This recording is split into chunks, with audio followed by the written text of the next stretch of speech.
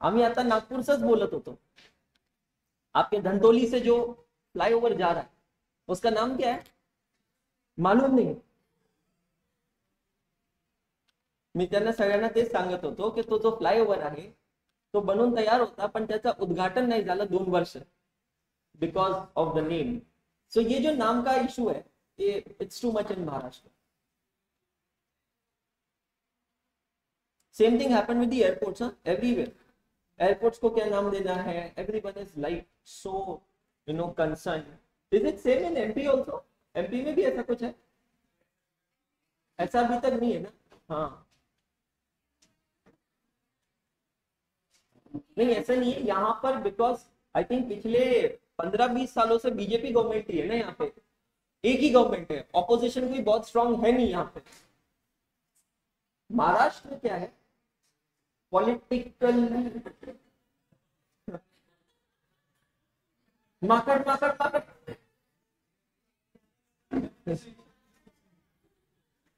सुनो ये इतनी बारीक है कि अगर आप रिवर्स फूक मारते थे ना ये बाहर आती थी और आप ईमानदारी से अंदर जा सकते थे और फिर अंदर की तरफ फूक खींचते थे ना ये अंदर भी आ जाती थी.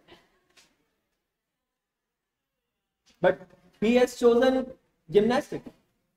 Amazing. Good morning all of you once again. क्या बात है,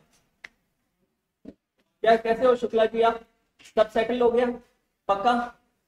बहुत अच्छी बात. दोस्त बने नए? क्या हाल चाल है सर आपके? अयोध्या वासी है ना? हाँ क्या हाल चाल है आपके? किसी से दोस्ती हुई? किससे हुई सर? हो रही है. Good morning sir. इसकी हेयर स्टाइल कहीं देखी हुई लग रही है यार.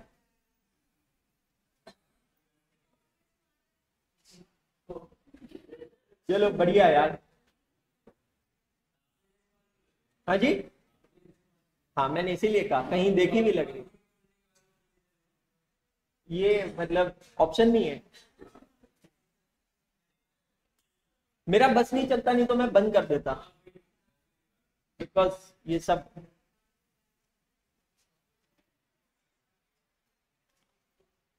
चलो फटाफट सेटल हो जाओ.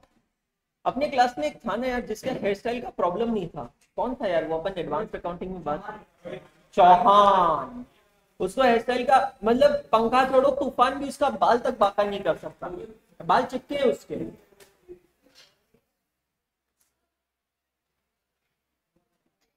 जामुन खून कर देती थी तेरा.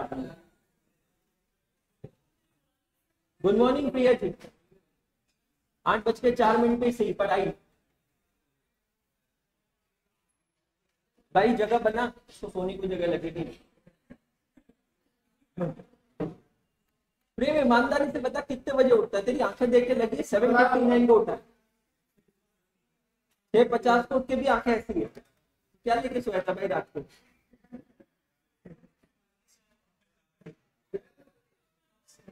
कब से अमेजिंग. बट प्रेम आपको ग्रुप 1 में इतनी नींद नहीं आती थी.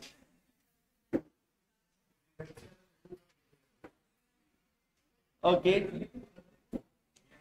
चलिए ready all of you? Good to गो.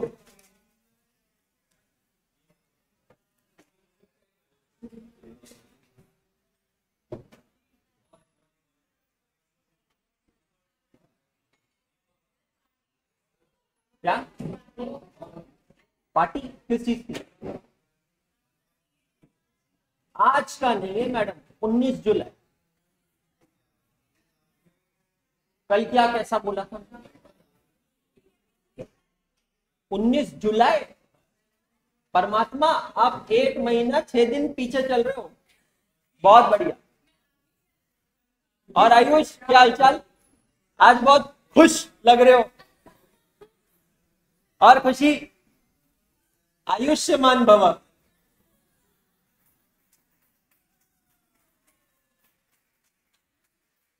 ओ खुशी एक बार चेहरा तो दिखाओ कैसे हो. हा. मुझे पता है ये क्लास में अब बिल्कुल मोहब्बतें मूवी वाली फीलिंग आ रही है. अब मुझे ये समझ नहीं आ रहा कि मैं खुद को राज आर्यन बोलूं या नारायण शंकर बोलूं। नारायण शंकर, चुप है, नारायण शंकर वाली हरकत तो मैंने की नहीं, पर राज आर्यन वाली भी हरकत नहीं की है। नहीं, राज आर्यन वाली भी हरकत नहीं की। नहीं, जिस दिन मैं पत्ता लेके आऊंगा ना, उस दिन मैं राज आर्यन कहलाऊंगा।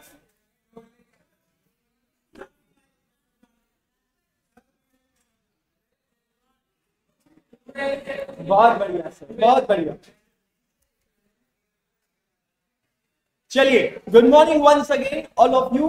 एंड फाइनली कल जतिन डेमला जी को पासपोर्ट वालों ने अप्रूवल दे दिया है, बहुत मशक्कत के बाद और नेगेटिव कैरेक्टर के बाद उनको कल पासपोर्ट फाइनली अलाउ कर दिया भाई। So that's amazing. हाँ,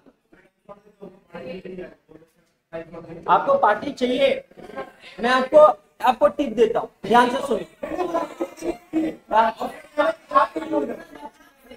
मुझसे चाहिए पार्टी? मैं रेडी हो जाऊँ? कहाँ पे? मैं आज बहुत खुश लग रहा हूँ। नहीं, ऐसा कुछ नहीं है सर। वाह स्वाति मैम। नहीं सर, मैं कहीं और जा रहा हूं ना, इसके लिए मैं खुश हूं। सो yesterday I bought currency of Indonesia and भाई दिमाग खराब हो गया। उस देश की करेंसी इतनी डीवैल्यूड है। इंडोनेशिया की करेंसी का रेट क्या है सुनना, मैंने इंडिया के 600 रुपए दिए और मुझे उसके बदले इंडोनेशिया के 1 लाख रुपए मिले। आई रिपीट, मैंने इंडिया के 600 रुपए दिए और उसके बदले इंडोनेशिया के 1 लाख रुपए मिले। मतलब वहां की करेंसी इतनी हैवीली डीवैल्यूड है कि हम सोच भी नहीं सकते। ऑलमोस्ट लाइक आप देख रहे हो 180 190 का एक्सचेंज रेट चल रहा है। हाँ, मैं इंडोनेशियन करेंसी में पार्टी दे दूंगा आपको 1 लाख रुपए की। 1 lakh Indonesian rupees. I mean a water bottle, 1 liter mineral water bottle in Indonesia, in Indonesian currency cost 15,000 रुपया। वहां की करेंसी का नाम है रुपया। तो अगर 15,000 इंडोनेशियन रुपया हुआ तो इंडिया का हुआ 90 रुपया। मतलब इंडिया के 90 रुपए में वहां पे 1 लीटर पानी मिलता है। And look at the devaluation of currency. What is the reason of devaluation of currency, कोई बता सकता है? हाँ, गोल्ड कम होगा। सबसे बड़ा रीजन क्या है? जो हम करेंसी नोट्स, हमारे करेंसी नोट प्रिंट होते हैं, उसको बैक कौन करता है? गोल्ड। तो जितने का सोना है उतने के करेंसी नोट्स होने चाहिए, जिससे हमारी करेंसी की वैल्यू स्ट्रांग बनती है। इंडोनेशिया एक ऐसा देश है जो कई सालों से सोच रहा है कि वो अपनी करेंसी की वैल्यू को रेक्टिफाई करेगा, मतलब जो फेयर वैल्यू है उस पे लेके आएगा, लेकिन अभी तक ला नहीं पाया। और इतनी हेवीली डीवैल्यूड करेंसी है इंडोनेशिया की। दुनिया की सबसे स्ट्रॉन्गेस्ट करेंसी कौन सी है? कुवैत दिनार, KWD। एक कुवैत दिनार ऑलमोस्ट 350 रुपए का होता है। आप लोगों को, जैसे काफी लोगों ने आंसर दिया, जब मैंने पूछा इंडिया की सबसे स्ट्रॉन्गेस्ट करेंसी कौन सी है, तो मैक्सिमम लोगों के माइंड में आंसर आता है डॉलर्स। आपको वर्ल्ड की सबसे स्ट्रॉन्गेस्ट करेंसी डॉलर्स। आपको मैं आपकी जानकारी के लिए बताऊं, किसी को भी रीडिंग में अगर इंटरेस्ट हो या रिसर्च टॉपिक्स में इंटरेस्टेड हो, तो एक बहुत अच्छा टॉपिक है why US killed Saddam Hussain. America ने सद्दाम हुसैन को क्यों मारा? मैं आपको ये इसलिए बता रहा हूं, कल एक स्टूडेंट ने लिंक्डइन पे एक पोस्ट किया था। मेरी एक स्टूडेंट थी 2 साल पहले के बैच की, and she had given a presentation in IT/OT batch yesterday, जैसे आप लोग भी देंगे कुछ समय बाद। और उसने प्रेजेंटेशन में से वो एक टॉपिक उठाया जो मैं आप लोगों को क्लास में बताता रहता हूं। She had a good habit, Ayush बेटा जाओ क्लास में। She had a good habit कि वो क्या करती थी, जो भी मैं टॉपिक्स बताता ना, उसको रजिस्टर के पीछे लिख के रखती थी कि सर ने कौन कौन से टॉपिक्स बताएं। और उसने उसमें से एक टॉपिक को पिकअप करके उस पर रिसर्च करके उस टॉपिक पे प्रेजेंटेशन दिया। ट्रस्ट मी गाइस, IT/OT अगर आप सीरियसली लोगे ना, it is going to be amazing. आपकी लाइफ चेंज कर सकता है अगर आप ढंग से लेते हैं तो। सेकंड, अगर किसी को एडवांस्ड आईटी ओटी करना है सीए फाइनल के बाद जो होता है ना advanced integrated certification in information technology and soft skill, I will suggest please go for Hyderabad. आपकी जानकारी के लिए बता दूं, हैदराबाद में इंस्टीट्यूट का सेंटर ऑफ एक्सीलेंस है जिसको कहते हैं COE. It is situated in the Gachibowli area of Hyderabad. वहां पर एडवांस्ड लेवल की आईटी ओटी होती है एंड वो आपको पूरी तरह ट्रांसफॉर्म कर सकती है। मेरी जो बैच थी it was the second batch of the centre of excellence, जहां पर पूरी इंडिया से 54 स्टूडेंट्स थे। मैंने लिटरली ट्रांसफॉर्मेशन होते देखा है। मतलब कुछ बच्चे ऐसे थे जिनको डे 1 पे जब प्रेजेंटेशन देने के लिए कहा था, they literally शिवर्ड, they literally cried and last day पे दे वर सच अ वंडरफुल पब्लिक स्पीकर। मेरा मानना है कि यार सीए आप कर रहे हो, नॉलेज तो आपको मिलेगा, एग्री कर रहे हो, इतना कुछ पढ़ रहे हो, नॉलेज तो मिलेगा, लेकिन एक चीज की कमी हम लोगों के अंदर रह जाती है और वो पता है क्या है? Presentation skills. जहां पर एमबीए हम लोगों से आगे निकल जाते हैं। देखो एमबीए जब तक मैं अनअकैडमी में काम नहीं करता था, मुझे लिटरली बताऊं इंपॉर्टेंस नहीं पता था। आज एकाग्रता में भी मैंने एमबीए की हायरिंग्स कर रखी है, ओपनिंग्स निकाली है। MBS are amazing because number 1 they are very good in data analytics. Data is most important thing. आज हम लोग ये जो कॉस्टिंग के अंदर कर रहे हैं इसको कॉस्ट एंड मैनेजमेंट अकाउंटिंग क्यों कहा जाता है? बिकॉज मैनेजमेंट डिसीजन लेता है और ये डिसीजन लेता है on the basis of data, है ना। तो एमबीए लोग जो होते हैं they are very good in data analytics, जिसके लिए आज एकाग्रता में ओपनिंग है। Second, MBAs are very good in analysing the trends and taking corrective actions. वो लोग अलग अलग ग्राफ्स देखते हैं, वो लोग अलग अलग पाई चार्ट्स देखते हैं, डायग्राम्स देखते हैं, रेशियोस बनाते हैं और उसको एनालाइज करके करेक्टिव एक्शंस मेजर्स सजेस्ट करते हैं। MBS are very good in growth, आपके बिजनेस को ग्रो करने में बहुत मदद करते हैं। और चौथा, MBS are fantastic in presentation. गंजे को कंगी बेचकर जो आ जाए ना, मेरी डेफिनेशन है, उसको एमबीए कहते हैं। अब अगर मैं चार्टर्ड अकाउंटेंट की बात करूं, हम लोगों के साथ प्रॉब्लम पता है क्या होती है? मैंने ये चीज आईसीआई में शेयर किया है कई बार और उसी की वजह से ये सेंटर ऑफ एक्सीलेंस का कंसेप्ट बना है। मैंने आईसीआई से कितनी बार कहा है यार, आई थिंक सीए से बढ़ के ना शायद यूपीएससी वाला ही है जिसके पास इतना नॉलेज होता होगा, बाकी किसी के पास इतना नॉलेज ही नहीं है। Do you agree with me? यार आज मैं आपको ईमानदारी से बोल रहा हूं, आपको चढ़ा नहीं रहा हूं, क्योंकि देखो ना आपको मुझसे पार्टी मिलनी है ना मुझे आपसे पार्टी मिलनी है। Let's be very honest with each other. ठीक है, तो let's come back to the topic. तो अब सवाल यहां पर ये उठता है, आज आप लोगों के पास पता है जो नॉलेज है ना, आप कभी गलती से बीकॉम के अपने कॉलेज में जाके देखना, बेटा एमकॉम वाले को उतना नॉलेज नहीं है जितना आपको अभी, मतलब ग्रुप 1 होने के बाद ही नॉलेज हो गया है। भले ही उसने पढ़ लिया होंगे वो आगे सारे चैप्टर जैसे मार्जिनल कॉस्टिंग वगैरह पढ़ लिया होगा, लेकिन ट्रस्ट मी आता उनको कुछ भी नहीं है। आप लोगों को नॉलेज है, एक चीज की घोर कमी है, प्रेजेंटेशन स्किल्स। कभी आपने कोई भी मूवीज देखी होगी, जैसे कि 2 स्टेट्स देखी होगी जिसमें एमबीए कर रहे हैं, या आपने कोई भी सीरियल या कुछ देखा होगा, आपने बी स्कूल्स के बारे में सुना है, आपने वहां देखा है वो लोग कितने फॉर्मली प्रोफेशनली ड्रेस्ड होते हैं। ऐसा क्यों होता होगा? ऐसा क्यों होता होगा? बिकॉज ऐसा कहा जाता है कि जैसी आप ड्रेसिंग करते हैं ना, आपके अंदर माइंड में वैसे थॉट्स चलते हैं। You don't expect anyone to wear a blazer and a tie when you are on a beach vacation, right? Obviously. So dress code जो होता है ना, आपके माइंड में वैसे थॉट्स इवॉल्व करता है। मुझे ये चीज आर्टिकलशिप में सीखने मिली। मैं एक बार लिटरली बता रहा हूं, 6 पॉकेट कार्गो जीन्स पहन के चला गया था ऑडिट पे।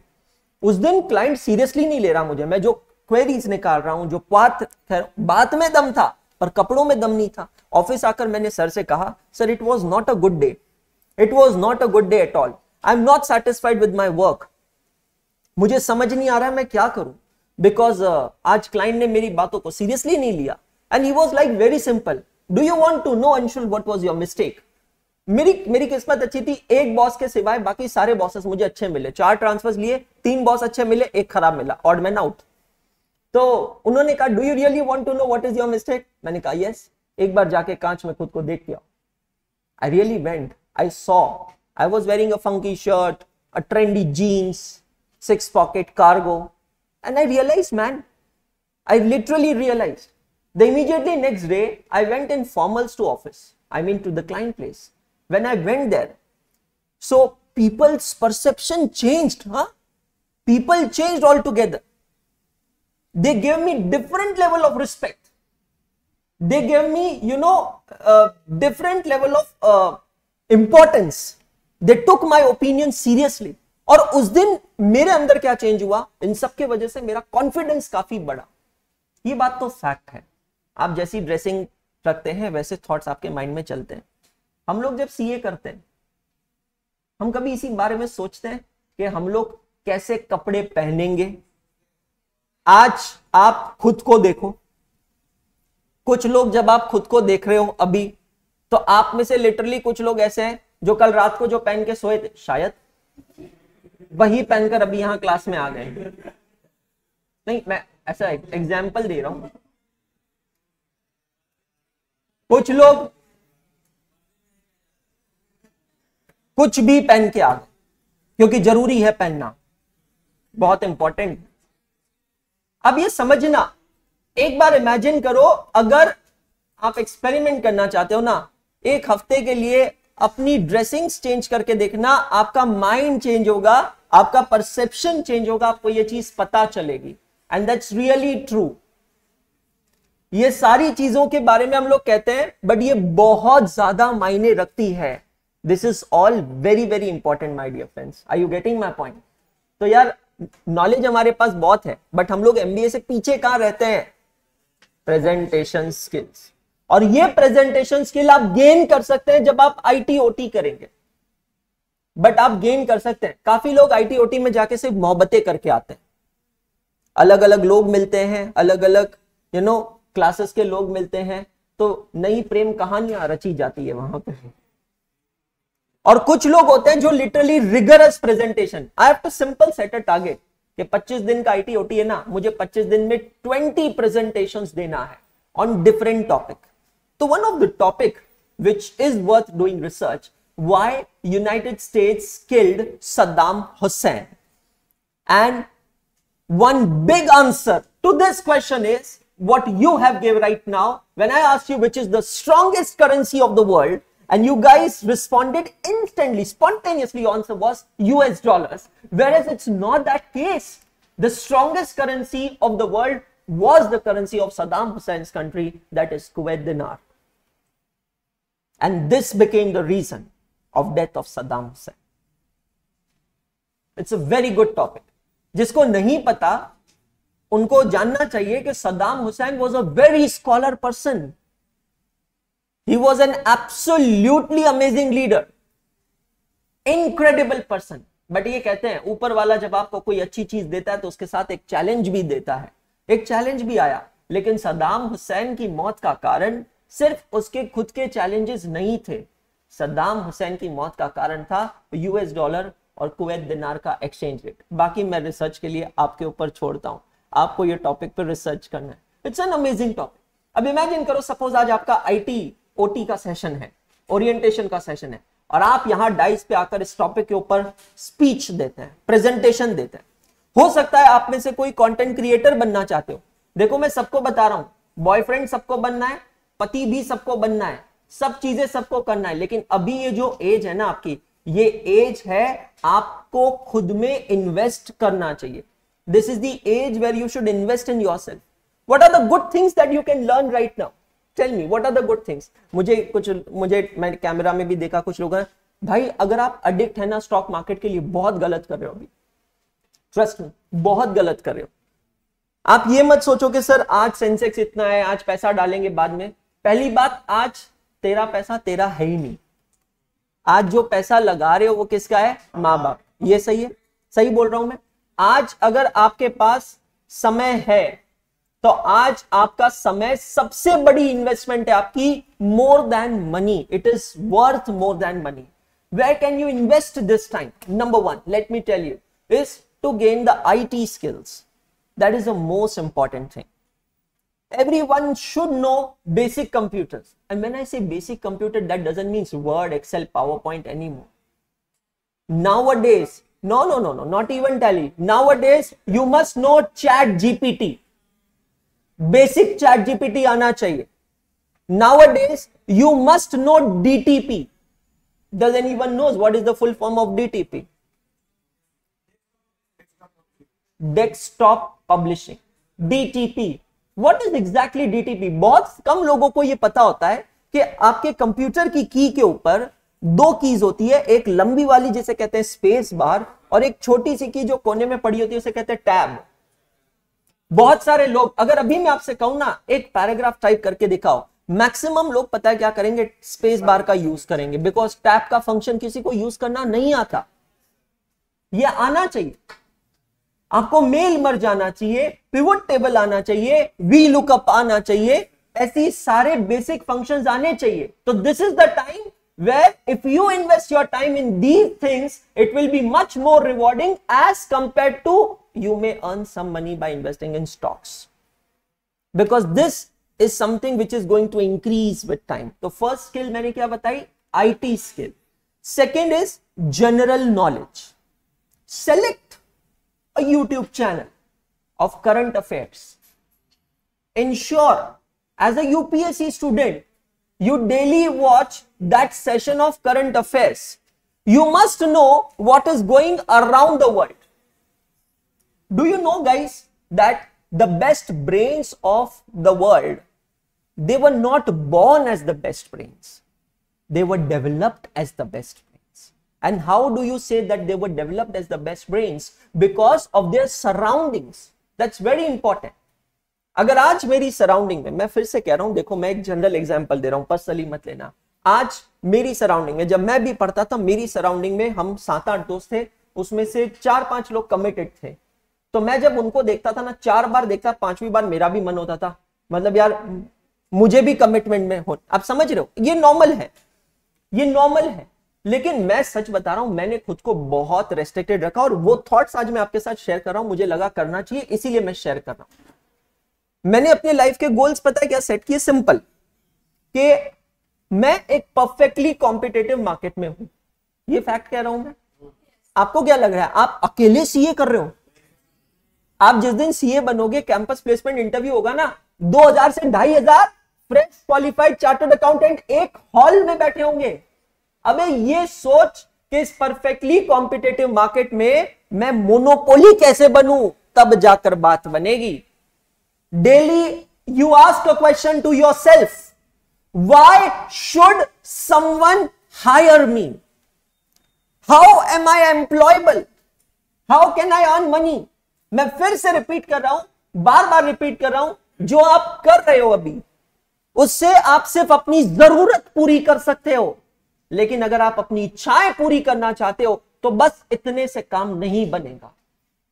ये मान के चलना, बस इतने से काम नहीं बनेगा.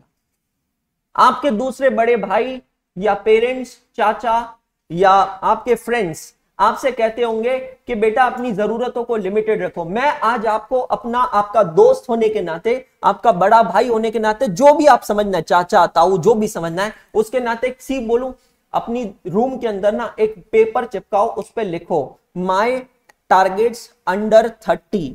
मुझे मेरी 30 साल की उम्र तक ये टारगेट्स पूरे करने हैं. And let me tell you, targets ऐसे सेट करो कि खुद को चैलेंज करो. वहां पर I want to buy, car का नाम लिख भाई, ये कार मुझे खरीदनी है. अगर फैमिली का कोई लोन चल रहा है तो मुझे ये लोन रीपे करना है. मां बाप ने कष्ट किया है तो मां बाप को मुझे एक फॉरेन टूर पे लेकर जाना है. Set a goal, set a target. मैं बार बार कहता हूं, सपने उसके पूरे नहीं होते हैं जो सोकर सपने देखते हैं. सपने वो होते हैं जो आपको सोने नहीं देते हैं. टारगेट कुछ भी हो सकता है. I want to have like 1 crore rupees of portfolio. Isn't it an ambitious target, man? Set that goal. लेकिन अभी बता रहा हूं, वो गोल ना, ये जो अभी हम रोज कर रहे हैं उससे पूरा होने वाला नहीं. कुछ उसके लिए आपको एक्स्ट्रा चाहिए. एक्स्ट्रा क्या चाहिए? पहला मैंने क्या बताया? IT skills. बिकॉज एक चीज समझ लेना, आज बहुत सारे लोगों को फियर है, हमने इस पे एडवांस अकाउंटिंग के समय भी बात की थी। आप में से किसी ने पूछा था सर आपको क्या लगता है एआई विल रिप्लेस सीए, मैंने आपको उस दिन भी आंसर दिया था, मेरे को उससे कोई फियर नहीं, कोई फियर नहीं, क्योंकि मुझे खुद पे कॉन्फिडेंस है। अबे एआई बनाया भी तो हम लोगों ने है। हाँ, एआई उन लोगों के लिए थ्रेट हो सकता है जो कॉम्प्लेसेंट हो जाए, मतलब एआई बनाकर ऐसे आराम से बैठ जाए या हो गया काम मेरा। It's a process of constant learning and upgrading yourself, man. You have to constantly upgrade yourself. You have to innovate. You have to invent. Don't just be a consumer. Don't just be a consumer, man. If you are just being a consumer, you are going to live a life of wants. Whereas I prefer to live the life of desire. So first skill, IT skill. Every single day, you think and you tell yourself what new thing I learned today. Number 2 is general knowledge. General knowledge means where it should be politics, it should be national politics, international politics, it should be business around you, it should be education, it should be trade, commerce, industry, what technical innovations are happening around you, everything. That is general knowledge. Then comes number 3, communication skills. सड़क पे जब आपके सामने से कोई लड़का या लड़की गुजरती है ना, तो कुछ लोगों को देखकर पलटने का मन करता है, कुछ लोगों को देखकर देखने का भी मन नहीं करता। मैं यहां पे किसी के कॉम्प्लेक्शन की बात नहीं कर रहा हूं, मेरी बात ध्यान से सुनना। मैं यहां इंडिया में सबसे बड़ा चैलेंज पता है क्या, ब्यूटी को सिंबलाइज किया जाता है कॉम्प्लेक्शन से, जबकि ऐसा नहीं है ना, ऐसा बिल्कुल नहीं है। आपके अंदर वो तेज होना चाहिए, वो कैरिज्मा होना चाहिए। एक बार लंदन में स्पीच थी, स्वामी विवेकानंद वहां पहुंचे, ध्यान से सुनना। लंदन में स्पीच थी, स्वामी विवेकानंद वहां पहुंचे, हॉल पूरा सूट बूट वाले लोगों से भरा हुआ था। जिन ऑर्गेनाइजर्स ने स्वामी विवेकानंद जी को वहां इनवाइट किया था, वो भी एकदम फैंटास्टिक टाई वाई पहन कर आए थे, और स्वामी विवेकानंद अपने वही केसरी वेशभूषा में वहां पहुंच गए, वही अपनी नॉर्मल वेशभूषा जो आपको पता है। जब सब लोग देखे वहां पर, तो सब लोग हैरान, ये चीफ गेस्ट है आज के, हम इनको सुनना है। People started gossiping with each other, अबे ये क्या बोलेगा, इसको क्या बोलना आता है। The organisers came and told Swami Vivekananda, if you want we can arrange a pair of suit for you, please go and change, because it will not be appreciated amongst the audience, people will not listen to you. Swami Vivekananda ji अपने चेहरे पे वही हल्की सी मुस्कुराहट लेकर बोले, please allow me to speak, that's all. He spoke, he shared his thoughts, उन्होंने अपने बात रखी। एंड ट्रस्ट मी गाइस, पूरी की पूरी ऑडियंस मंत्र मुक्त हो गई, पूरी की पूरी ऑडियंस खो गई उनकी बातों में, पूरी की पूरी ऑडियंस स्वामी विवेकानंद जी के कपड़े नहीं, उनकी आंखों में देख रही थी कि विवेकानंद जी बोल क्या रहे हैं, और उनके विचार जो थे वो इतने ऊंचे थे कि वो स्पीच खत्म होने के बाद पूरी की पूरी ऑडियंस खड़ी होकर उनको स्टैंडिंग ओवेशन देती है। और तब स्वामी विवेकानंद जी ने लास्ट स्टेटमेंट ये कहा कि इंसान की पहचान उसकी वेशभूषा से नहीं, उसके विचारों से होती है। लेकिन मेरा मानना है कि इंसान के विचार तब पता चलते हैं जब आप उससे बात करते हैं, लेकिन वेशभूषा पहले आती है। Do you agree with me? सड़क पे चलते हुए आदमी, आप क्या किससे पहले रुक के बात करेंगे, may I talk to you, may I talk to you, may I talk to you. सबसे पहली चीज उसका प्रेजेंटेशन आपको सुधारता है। झल्ले की तरह कहीं पे भी निकलना बहुत आसान है। इमेजिन करो मैं किसी दिन आपके सामने ऐसे झल्ले की तरह, हे मामू, you have to groom yourself properly, that's the most important thing। जब मैं प्रेजेंटेशन स्किल की बात करता हूं ना, काफी लोगों को लगता है प्रेजेंटेशन मतलब कम्युनिकेशन स्किल, ये दोनों अलग अलग चीजें हैं। Communication skills is with presentation, presentation is with communication skills. My dear friends, you have to understand this fact. You need to give some time to groom yourself. हमें हैदराबाद के centre of excellence में यहां तक सिखाया गया कौन से colour की पैंट के साथ कौन से कलर के बेल्ट होने चाहिए, सॉक्स होने चाहिए, शर्ट्स का कॉम्बिनेशन क्या होता है। डेलॉइट में रूल था, अगर आप बियर्ड पर्सन है तो it should be trimmed properly, if it's not beard और थोड़ी बहुत बड़ी हुई है तो आपको तुरंत घर पे भेजते थे और बोलते थे जाके शेविंग करके आओ। हाँ सर मैं नीचे जाके क्या नाई क्या जाके शेविंग करा, अलाउड नहीं है, शर्ट चेंज होनी चाहिए। द प्रूफ दैट आप घर पे जाकर आए उसका प्रूफ डेलॉइट में ही होता था कि आपकी शर्ट चेंज होनी चाहिए। The big companies are very peculiar about the grooming facts. लड़कियां कहीं पे भी जा रही है कैसे भी, आप में से आप इमेजिन करिए इतनी सारी लड़कियां बैठी है, कितनी लड़कियों ने लाइफ में कभी बिजनेस फॉर्मल्स ट्राई भी किए हैं, सोच के देखिए। बहुत कम लड़कियों ने, राइट। बिजनेस फॉर्मल्स होते क्या है काफी लड़कियों को यह भी नहीं पता है। अच्छा, बिजनेस फॉर्मल्स पहनने के बाद अपनी चाल बिगड़ जाती है, बिकॉज आप अभी जो ड्रेस पहनते हैं उसमें आप कंफर्टेबल हैं, अब एकदम से कुछ नया पहनेंगे अनकंफर्टेबल होंगे। जितने लड़के यहां पर है आप लोग जीन्स के यूज टू हैं, जीन्स की आपको आदत है।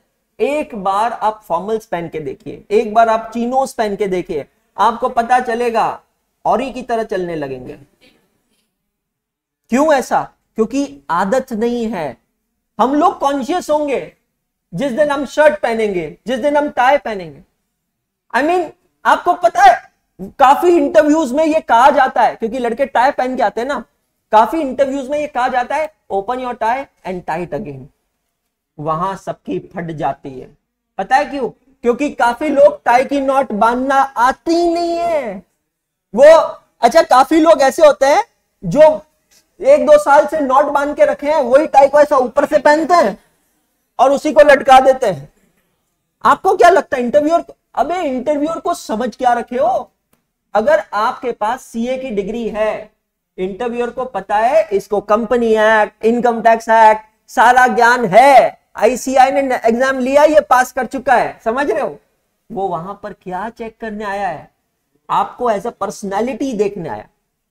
आईटी स्किल्स, जनरल नॉलेज, फिर प्रेजेंटेशन एंड कम्युनिकेशन स्किल्स।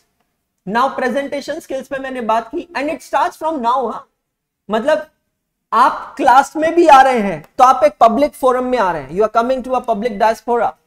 यहां पर अलग अलग लोग आपको नहीं जानते। अभी सर अयोध्या से आए 2 दिन पहले, मैडम आज नागपुर से आए। अब ये नए जो लोग आए, ये आने के बाद आपको देखेंगे और कहीं ना कहीं मानो नहीं मानो आपको जज करेंगे। आप कहोगे मेरे को क्या लेना देना, कोई मुझे कैसे भी जज करे। हाँ, यही तो परसेप्शन को बदलना है। मुझे लेना देना है, पीपल मुझे कैसे जज करें, लोग मुझे कैसे जज करें, मुझे लेना देना है। तो मेरी पहचान बन सकती है मेरी ड्रेसिंग से। यार हाँ, वो क्लास में वो लड़का कह रहा है एकदम ग्रूम होके आता है, प्रॉपर आता है क्लास में। मैंने देखा है बाकी सब जने झल्ले की तरह आता है, लेकिन वो एकदम परफेक्ट, एकदम प्रॉपर तरीके से आता है। वो मेरी पहचान है, इजंट इट? और ट्रस्ट मी, कुछ दिन मुश्किल होगी, फिर ये आदत बन जाएगी। मतलब बिना आयरन के कपड़े नहीं पहनना, समझ रहे हो आप? यू मस्ट स्मेल गुड, ये भी एक ग्रूमिंग का पार्ट है। फिर आता है communication skills. Now sir, how do we communicate, how do we start? Important चीज, आज आपका पहला लेक्चर है, सुबह से अभी है 34 मिनट्स हुए, पूरा दिन अभी बाकी है। एक बार गर्दन पलटा के माननीय चैतन्य जी को देखिए। अब माननीय चैतन्य जी 34 मिनट भी अपनी कमर को सीधी नहीं रख सके और चैतन्य जी ऐसे टर्न हो गए। एग्जाम्पल दे रहा हूं भाई, आप समझ रहे हो? ये भी प्रेजेंटेशन एंड कम्युनिकेशन स्किल का एक पार्ट है। अब सर सवाल ये है कि हम कम्युनिकेशन स्किल्स को कैसे सुधारें, how do we improve? Number 1, if you are fumbling in speaking, बोलते समय स्टैगरिंग हो रही है, फंबलिंग हो रही है, अटक रहे हैं, सबसे पहले select a person, select a channel और सेलेक्ट अ कंटेंट क्रिएटर जिसका 10 मिनट तक आप ऑडियो कंटेंट रोज सुनेंगे। English accent, English speaking improve करने का सबसे बड़ा तरीका होता है listen and consume more. It can be anyone. Content से कोई फर्क नहीं पड़ता है। कंटेंट अगर अच्छा मिल गया, it's an icing on the cake. It can be anything. It can be a foreign news channel. It can be an Indian news channel in English. It can be a business news channel. It can be a storytelling. Like, you know, there are lots of apps available nowadays where you get audio stories, right? Like Coco FM and all. तो आप audio story सुन सकते हो।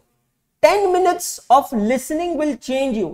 I'll give you a practical example. I watched a web series on Netflix. इसका क्या नाम था यार, एक फ्लाइट की वेब सीरीज थी, मेरे को नाम, हाँ नहीं, एम से नाम था उसका, मैनिफेस्ट. माय गुडनेस, क्या वेब सीरीज है यार, दिमाग काम नहीं करता है. वो वेब सीरीज मैंने आई थिंक कुछ दिनों में ही निपटाई थी. पूरी रात जगा था मैं, बैक टू बैक एपिसोड्स. अगले दिन सुबह उठ के जब मैं घर में बात कर रहा था ना, मेरे हिंदी के भी वर्ड्स अमेरिकन एक्सेंट में निकलने लगे. And it happens, it is an effect. आप 4 दिन केरला में जाके रह जाओ, 5वें दिन आपका एक्सेंट चेंज हो जाएगा. आप 4 दिन टपोरी के बीच में रह जाओ, 5वें दिन आप भी टपोरी हो जाओगे. तो जब हम 4 दिन टपोरियों के बीच में रहकर टपोरी हो सकते हैं, तो हम 4 दिन कुछ अच्छा कंटेंट सुनकर अपना एक्सेंट क्यों नहीं इंप्रूव कर सकते? Isn't it guys? तो प्रेजेंटेशन एंड कम्युनिकेशन स्किल्स, इसमें मैंने क्या कहा? Patientful listening, but it has to be through a ritual. इसका एक डेली रिचुअल होना चाहिए. अब आती है दूसरी चीज, सबसे इंपॉर्टेंट चीज. सर मैंने इनपुट तो लिया है, अब आउटपुट कैसे जाए? इसके 2 तरीके हैं. पहला तरीका है, nowadays the biggest thing is, the biggest I should say strength is YouTube. Suppose I give you a topic today, research topic today. What if you research on it? What if you study on it? And what if you prepare like a 5 to 10 minutes video on it and simply post it on your own YouTube channel? No editing required, nothing required. All you need is a mobile phone, which you obviously have, a camera, which you obviously have, and an internet connection, which you obviously have. Simply put up your camera in front of you, face yourself, be the first viewer of your video, and then you will realize, oh my God, I'm doing so many mistakes. I mean, when I made my first video, and I still tell all my teachers that you should watch your video every single day. The biggest mistake which I noticed in my very first video was I was doing like this. It's a very common problem. When people sit on the rotating chair, unconsciously, they keep on rotating like this. I will not realize when I'm speaking on the camera. I will realize only when I will see myself in the video. It happens. Unconsciously, lot of things happen. Unconsciously, lot of people put their fingers in their nose. Unconsciously, girls don't know, but they keep on, playing with her hairs like this. It happens. Please understand, ये शायद हमारे अंदर की कुछ कमियां हैं जो आपको क्या लग रहा है? अभी आपका वीडियो नहीं बन रहा है. आप अगर देखेंगे, हम सब एक दूसरे को ऐसे ही देख रहे हैं जैसे हम वीडियो देख रहे हैं. तो आपकी ये ट्रेड्स दिख रहे हैं, अभी सबको दिख रहे हैं, समझ में आ रहा है? सबको दिख रहे हैं, लेकिन हम इसको इंप्रूव क्यों नहीं कर पा रहे? क्योंकि हमें खुद को ही नहीं पता इसके बारे में. काफी लोग जब बोलते हैं तो आप देखना, ऊपर का होठ एक डायरेक्शन में जाता है, नीचे का एक डायरेक्शन. पैरालिसिस नहीं हुआ है उसको, बट एक नेचुरल प्रॉब्लम होती है. And trust me, everything can be improve, but चीजें सुधरेगी कब? जब आपको उसके बारे में पता होगा. अगर पता ही नहीं होगा तो सुधारोगे कैसे? आपको पता चलेगा कुछ स्पेसिफिक शब्द जो है वहां पे आपका प्रोनाउंसिएशन गलत हो रहा है, तो हम उसको सुधारेंगे कब? जब हमें पता चलेगा. अगर हमें पता ही नहीं चलेगा तो हम सुधारेंगे. और पता कैसे चलेगा? हम पूरी दुनिया को जानते हैं, पता है, हम सबको जानते हैं, सबका कंटेंट देखते हैं, सिवाय क्योंकि हम एक प्रिजम्पशन लेकर बैठे हैं कि हम खुद को सबसे बेहतरीन जानते हैं, सबसे बेहतरीन समझते हैं. तो 3 स्किल्स इंपॉर्टेंट मैंने बताई, जो ट्रस्ट मी स्टॉक मार्केट से कई गुना ज्यादा इंपॉर्टेंट है, जो आपको हाईएस्ट रिटर्न देगा. फिर से रिपीट करता हूं, आईटी स्किल्स, दूसरा जनरल नॉलेज, और तीसरा प्रेजेंटेशन एंड कम्युनिकेशन स्किल्स. और ये जो आपकी एज है, उम्र है, इस एज और उम्र में ये आपकी सबसे बड़ी इन्वेस्टमेंट होगी जो आपको लॉन्ग टर्म रिटर्न देगी, जिस पे कोई कैपिटल गेन कभी नहीं लगेगा. There will be always gain, but there won't be any capital gain, because इस पे कोई टैक्स नहीं लगेगा आपको. आज शेयर्स में पैसा डालोगे ना तो टैक्स लगेगा, इस पे कभी टैक्स नहीं लगेगा. लॉन्ग टर्म बेनिफिट आपको देगा. और जिस दिन आपने तीनों चीजों पे काम चालू किया ना, ट्रस्ट में आपको अपनी पढ़ाई हलवा लगेगी. आज आपको अपनी पढ़ाई सबसे बड़ी चीज क्यों लगती है, पहाड़ क्यों लगती है? क्योंकि आपके पास कुछ और है ही नहीं करने को. दिन भर आपके पास यही है करने को. लेकिन जिस दिन आप इन बाकी चीजों में इंडल्ज होने लग गए, और बाकी चीजों का मतलब वो नहीं है जो सोच रहे हो? नहीं नहीं, gym is a different thing, it's a part of presentation and communication skills, trust me. Physical, being strong, it's very important, but that doesn't come only with gym. People may do yogasan, people may do that surya namaskar, simply walking, it depends. किसी की medical condition, देखो यार, आपको मैंने कहा आपको अपने under 30 के गोल्स लिखने हैं, ठीक है? हो सकता है किसी की सीवियर मेडिकल प्रॉब्लम, तो उसके अंडर 30 के गोल्स क्या हो सकते हैं कि मुझे इस इलनेस को दूर करना है. सोनम कपूर जानते हैं आप सब लोग, बॉलीवुड एक्ट्रेस है. Sonam Kapoor, once upon a time she was diagnosed with diabetes, same border level diabetes, जो मैंने आपको बताया, मुझे भी वही डायग्नोस हुआ है, border level diabetes. अब border level diabetes कई कारणों की वजह से हो सकता है. obesity can one reason, that was the reason with Sonam Kapoor. she was very fat. सारा अली खान के पहले के फोटोज देखे होंगे, आलिया भट्ट के पहले के फोटोज, एक्सट्रीमली फैटी, ठीक है? मेरे बॉर्डर लेवल डायबिटीज के रीजंस है tensions, all the depressions and all the frustrations that has happened in the last 8 to 9 months. Goal set किया था कि मुझे ये डायबिटीज से नो डायबिटीज जोन में आना है. So there is a test known as HbA1c. ये जो टेस्ट होता है, ये आपके पिछले 3 महीने के बॉडी के चेंजेस को रिफ्लेक्ट करके बताता है कि डायबिटीज है कि नहीं है. तो मेरा गोल ये है कि मुझे अब वापस HbA1c करवाना है, जिसमें ये आना चाहिए कि आई am not diabetic right now, I am pre diabetic, I have to come to no diabetic. So अगर किसी की लाइफ में कोई मेडिकल इशू है, तो हर चीज पैसे से नहीं तोली जाती है. Don't you think so? It should be your biggest goal कि मेरी ये मेडिकल कंडीशन ठीक होनी चाहिए. तो आप उसके लिए आज जब इन्वेस्ट करेंगे टाइम, तो आप किस चीज में इन्वेस्ट करेंगे? Maybe you are doing physiotherapy daily, maybe you are working out daily, और maybe you are doing something else daily. आप पॉइंट समझ रहे हैं? लेकिन मैं सिर्फ ये कहना चाहता हूं कि जो सिर्फ अभी आप कर रहे हो, इससे सिर्फ जरूरतें पूरी होगी. एंड ट्रस्ट मी, इन्फ्लेशन जिस रेट से बढ़ रहा है ना, शायद किसी दिन जरूरत भी पूरी ना हो.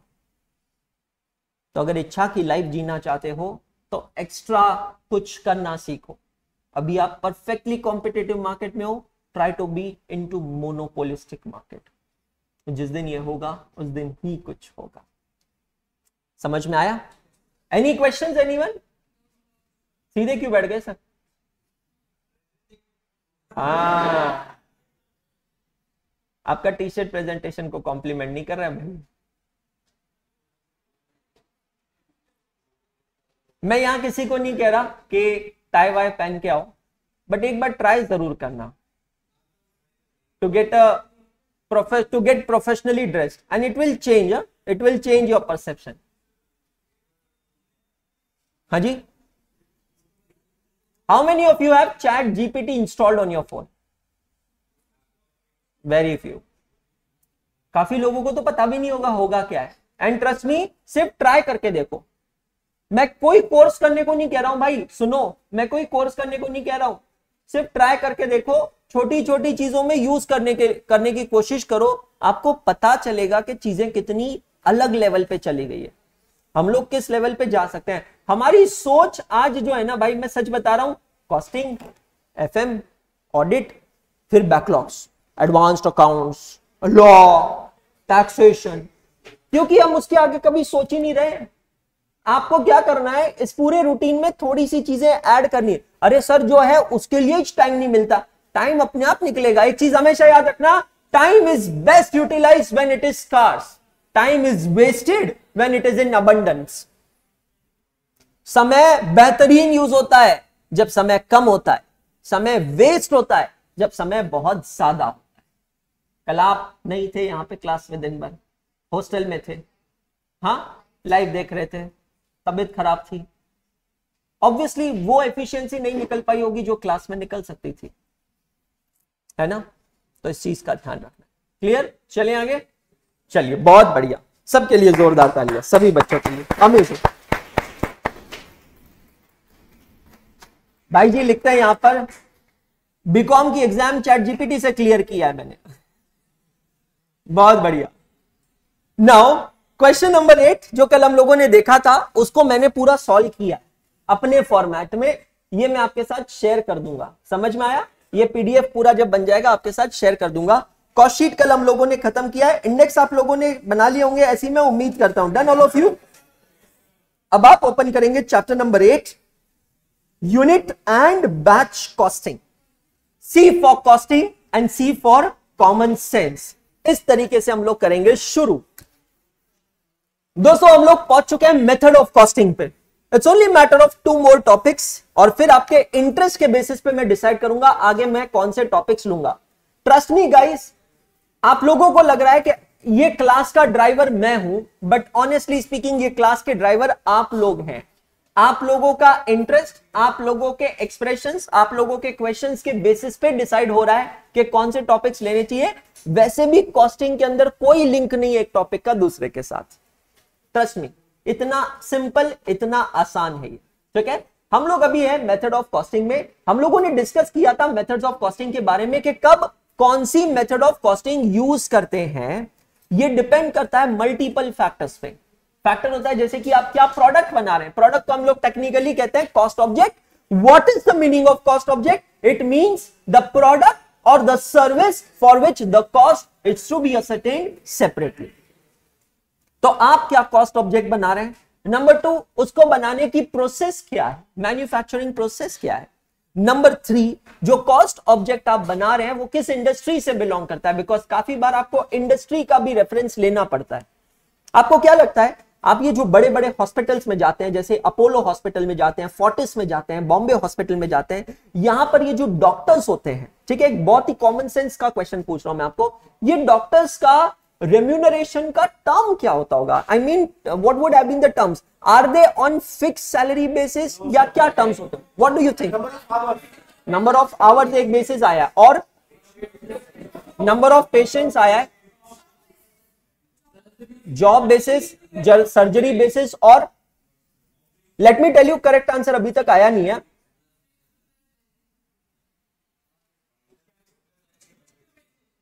क्या? Shift basis. ओके, और think think think think think, common sense, think think think, time basis. Okay, patient basis हो गया, और अबे दिमाग चलाओ, बड़े बड़े डॉक्टर्स जो होते हैं ना, बहुत नामचीन डॉक्टर, टाइम बेसिस। और वो बड़े बड़े हॉस्पिटल्स में जब जाते हैं तो पैसा किस बेसिस पर आता होगा? गुडविल। ओके, गुडविल, ठीक है, और no urgency. Okay, specialization. No, अब आया आंसर। सारे के सारे डॉक्टर्स होते हैं परसेंटेज बेसिस पे। भाई साहब, सारे आंसर साइड में, ये सारे आंसर जो आपने दिए ना, पेशेंट, गुडविल, स्पेशलाइजेशन, ये तो डिसाइडिंग फैक्टर होता है कि वो डॉक्टर हॉस्पिटल में रहेगा कि नहीं रहेगा। मेरा सवाल तो सिंपल था, हॉस्पिटल किस बेसिस पर पैसा देता है डॉक्टर को? It is totally on percentage basis, commission basis. You are right. IPD, OPD, surgery, test, everything, मतलब वो डॉक्टर हॉस्पिटल को कितना रेवेन्यू लाके देता है, उस रेवेन्यू का एक परसेंटेज जाता है उस डॉक्टर को। Are you getting my point? अब डिपेंडिंग ऑन द फैक्ट कि डॉक्टर कितना बड़ा है, हो सकता है कुछ फिक्स्ड कंपोनेंट भी हो सकता है कुछ ज्वाइनिंग बोनस भी हो। आप पॉइंट समझ रहे हो? तो अब जब आप कॉस्ट अकाउंटिंग पढ़ रहे हो ना, आपको अपने आसपास हर जगह धंधे को समझने की कोशिश करनी है कि जो भी बिजनेस हो रहा है वो बिजनेस के टर्म्स क्या है। आप लोगों ने अभी देखा, आपके जितने भी आंसर्स थे वो सब एकेडमिक लेवल के आंसर्स थे, उससे आप पैसा नहीं कैलकुलेट कर सकते। आपने कहा गुडविल, किसी ने गुडविल के बेसिस पे आप अमाउंट कैलकुलेट कर सकते हो। भाई हम लोग देखो, किसी ऑर्थोपेडिक डॉक्टर को 200 रुपए में भी दिखा सकते हैं, लेकिन ऐसे भी डॉक्टर होते हैं जिसके लिए हम 2000 रुपए देते हैं। ऐसे भी डॉक्टर हैं जिसके लिए हम 2-2, 4-4 महीना वेट करते हैं और 5-5 हजार रुपए देते हैं। उठो, समझ में आया? क्यों ऐसा? बिकॉज वो डॉक्टर का नाम है, गुडविल है, एग्रीड है। लेकिन एक सवाल कभी सोचा है, ये बड़े बड़े डॉक्टर्स खुद का ही हॉस्पिटल क्यों नहीं बना लेते? आपकी जानकारी के लिए मैं आपको बता दूं कि इंडिया के जो सबसे बड़े हॉस्पिटल्स है ना, वो हॉस्पिटल का ओनर कोई डॉक्टर नहीं है, वो तो प्योर बिजनेसमैन है। अब आप सोचो, हमको आज तक क्या लगता था, धंधा करने के लिए पैसा चाहिए। शार्क टैंक इंडिया के बाद तो एक गलतफहमी दूर हो गई। दूसरा, धंधा करने के लिए आपका खुद का वो ऑक्यूपेशन चाहिए, वो मैं आज आपकी दूर कर रहा हूं। Apollo hospital, one of the finest hospitals of India, Hyderabad based company, The owner, Mr. Reddy, is not a doctor. And he has built a chain of hospitals in India. Have you ever thought how? Because these thoughts will make you an entrepreneur someday. You may feel, अरे यार मेरे को hospital खोलने का, लेकिन मेरा खानदान में दूर दूर तक कोई डॉक्टर नहीं है, तो मैं हॉस्पिटल कैसे खोलूंगा? ये देखो आपके सामने आज केस स्टडी है, कैसा खोलेंगे। पुणे में बहुत बड़ा हॉस्पिटल है, Sahyadri hospital, chain of hospital, उसके ओनर एमबीए है, डॉक्टर है ही नहीं। सर ये धंधा होता कैसे होगा? बस यही तो सोचने का है, यही तो एग्जैक्टली आज आपको सोचने का है कि जब मैं किसी धंधे का हिस्सा, अरे यार Namita Thapar, she is a chartered accountant man and she has built an Emcure pharmaceutical such a big company. क्या लेना देना है मुझे बताओ? आज हम सीए, हमारा दवाइयों से क्या लेना देना है बॉस? बना दिए ना यार। अमन गुप्ता चार्टर्ड अकाउंटेंट है, कौन सी फील्ड में आ गए भाई तुम? ये पूरा के पूरा ऑडियो का कंपनी बना डाला यार। सोच के देखो, आप समझ रहे हो? मतलब देखो, डिग्री जो है ना सिर्फ ज्ञान दे सकती है, ज्ञान को यूज कैसे करना है हमको समझना है। ये चैप्टर हमें ये सिखाएगा जो अलग अलग टाइप के प्रोडक्ट्स बनते हैं उनके लिए अलग अलग मेथड यूज होती है। और इसी चैप्टर में हम दो बिल्कुल ऑपोजिट टाइप के प्रोडक्ट्स देखने वाले हैं। आप यहां पर फोटो से देख सकते हैं कुछ प्रोडक्ट्स वो जो कि बड़े होते हैं, एक्सपेंसिव होते हैं, जो इंडिविजुअलिटी में बनते हैं, one product at a time बनता है। जिस प्रोडक्ट पे जितनी भी कॉस्ट होती है वो ट्रेसेबल होती है, हर एक प्रोडक्ट की अलग आइडेंटिटी होती है, एक अलग पहचान होती है, वो इंटरचेंजेबल नहीं होते हैं। इंटरचेंजेबल मतलब आपस में मिक्स नहीं हो सकते हैं। और बिल्कुल ऑपोजिट देखेंगे ऐसे प्रोडक्ट्स जिसकी कोई अलग पहचान ही नहीं होती है, जो इंटरचेंजेबल होता है। इनफैक्ट वो इंडिविजुअल में तो बनते ही नहीं है, वो बनते हैं ग्रुप में, वो बनते हैं बैचेस में। तो जो प्रोडक्ट इंडिविजुअलिटी में बनते हैं, अकेले में बनते हैं, उसके लिए जो मेथड ऑफ कॉस्टिंग यूज होगा उसको हम कहते हैं यूनिट कॉस्टिंग। और जो प्रोडक्ट्स एक साथ बनते हैं, ग्रुप में बनते हैं, बैचेस में बनते हैं, उसके लिए batch.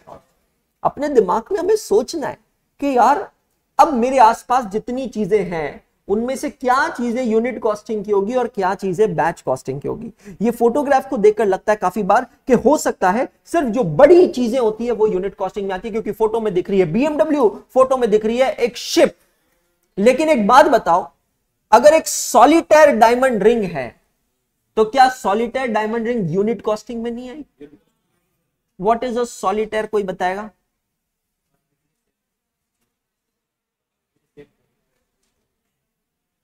What is a solitaire?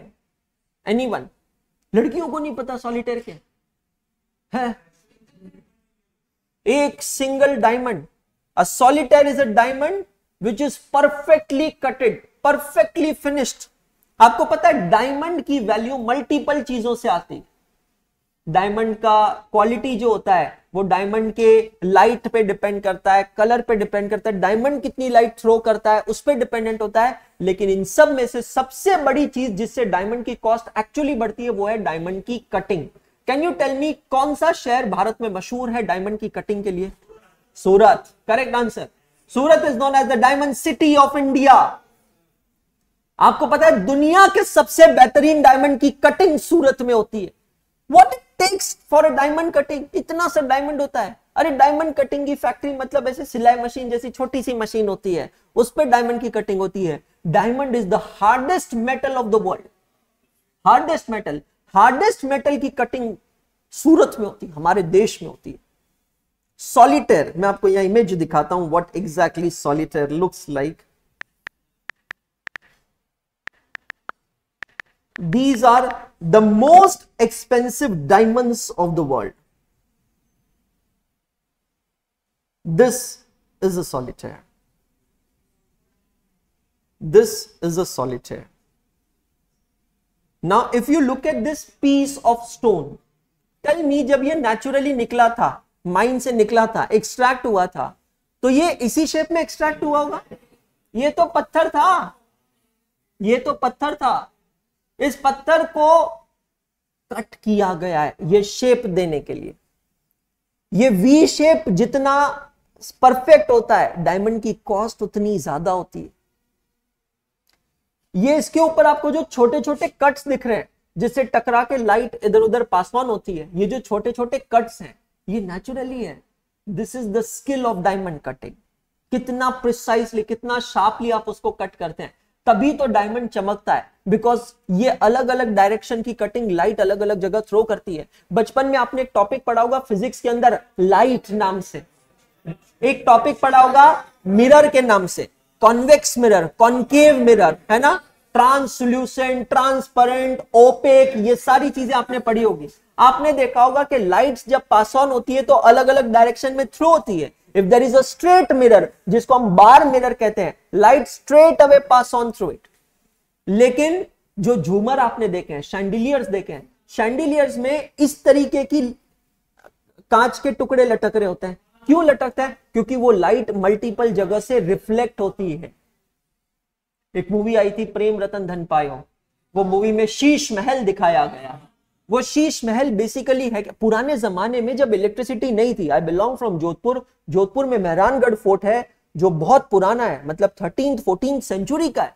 Mehrangarh fort में उस समय क्या बिजली का कनेक्शन रहा होगा, या किसी भी किले में बिजली का कनेक्शन रहा होगा? तो पुराने जमाने में आप देखिए कांच का काम बहुत ज्यादा यूज होता था, बिकॉज लाइट रिफ्लेक्ट करती थी। That is the only source of an. अरे भाई साहब, इतनी लाइट आती थी कि लोग चांद की रोशनी पे से पूरा लाइट अप कर देते थे पुराने जमाने।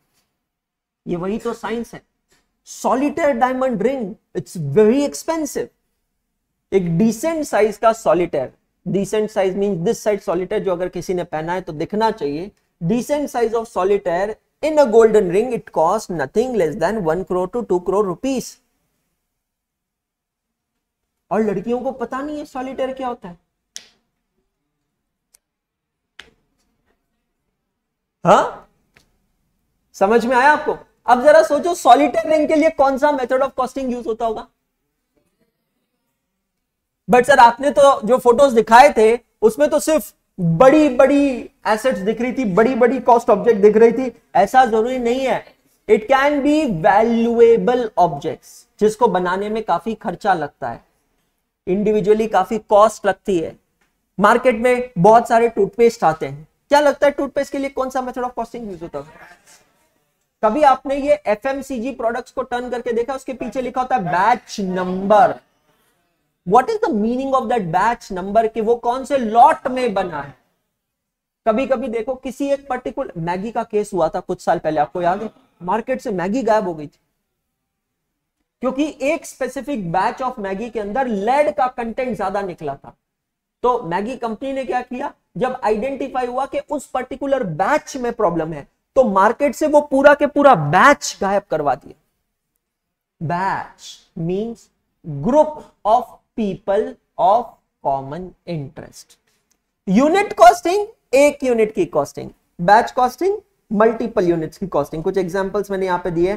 कार मैन्युफैक्चरिंग प्रोसेस, मैंने आपको पहले भी समझा, it's not just a manufacturing process, it is the assembling process.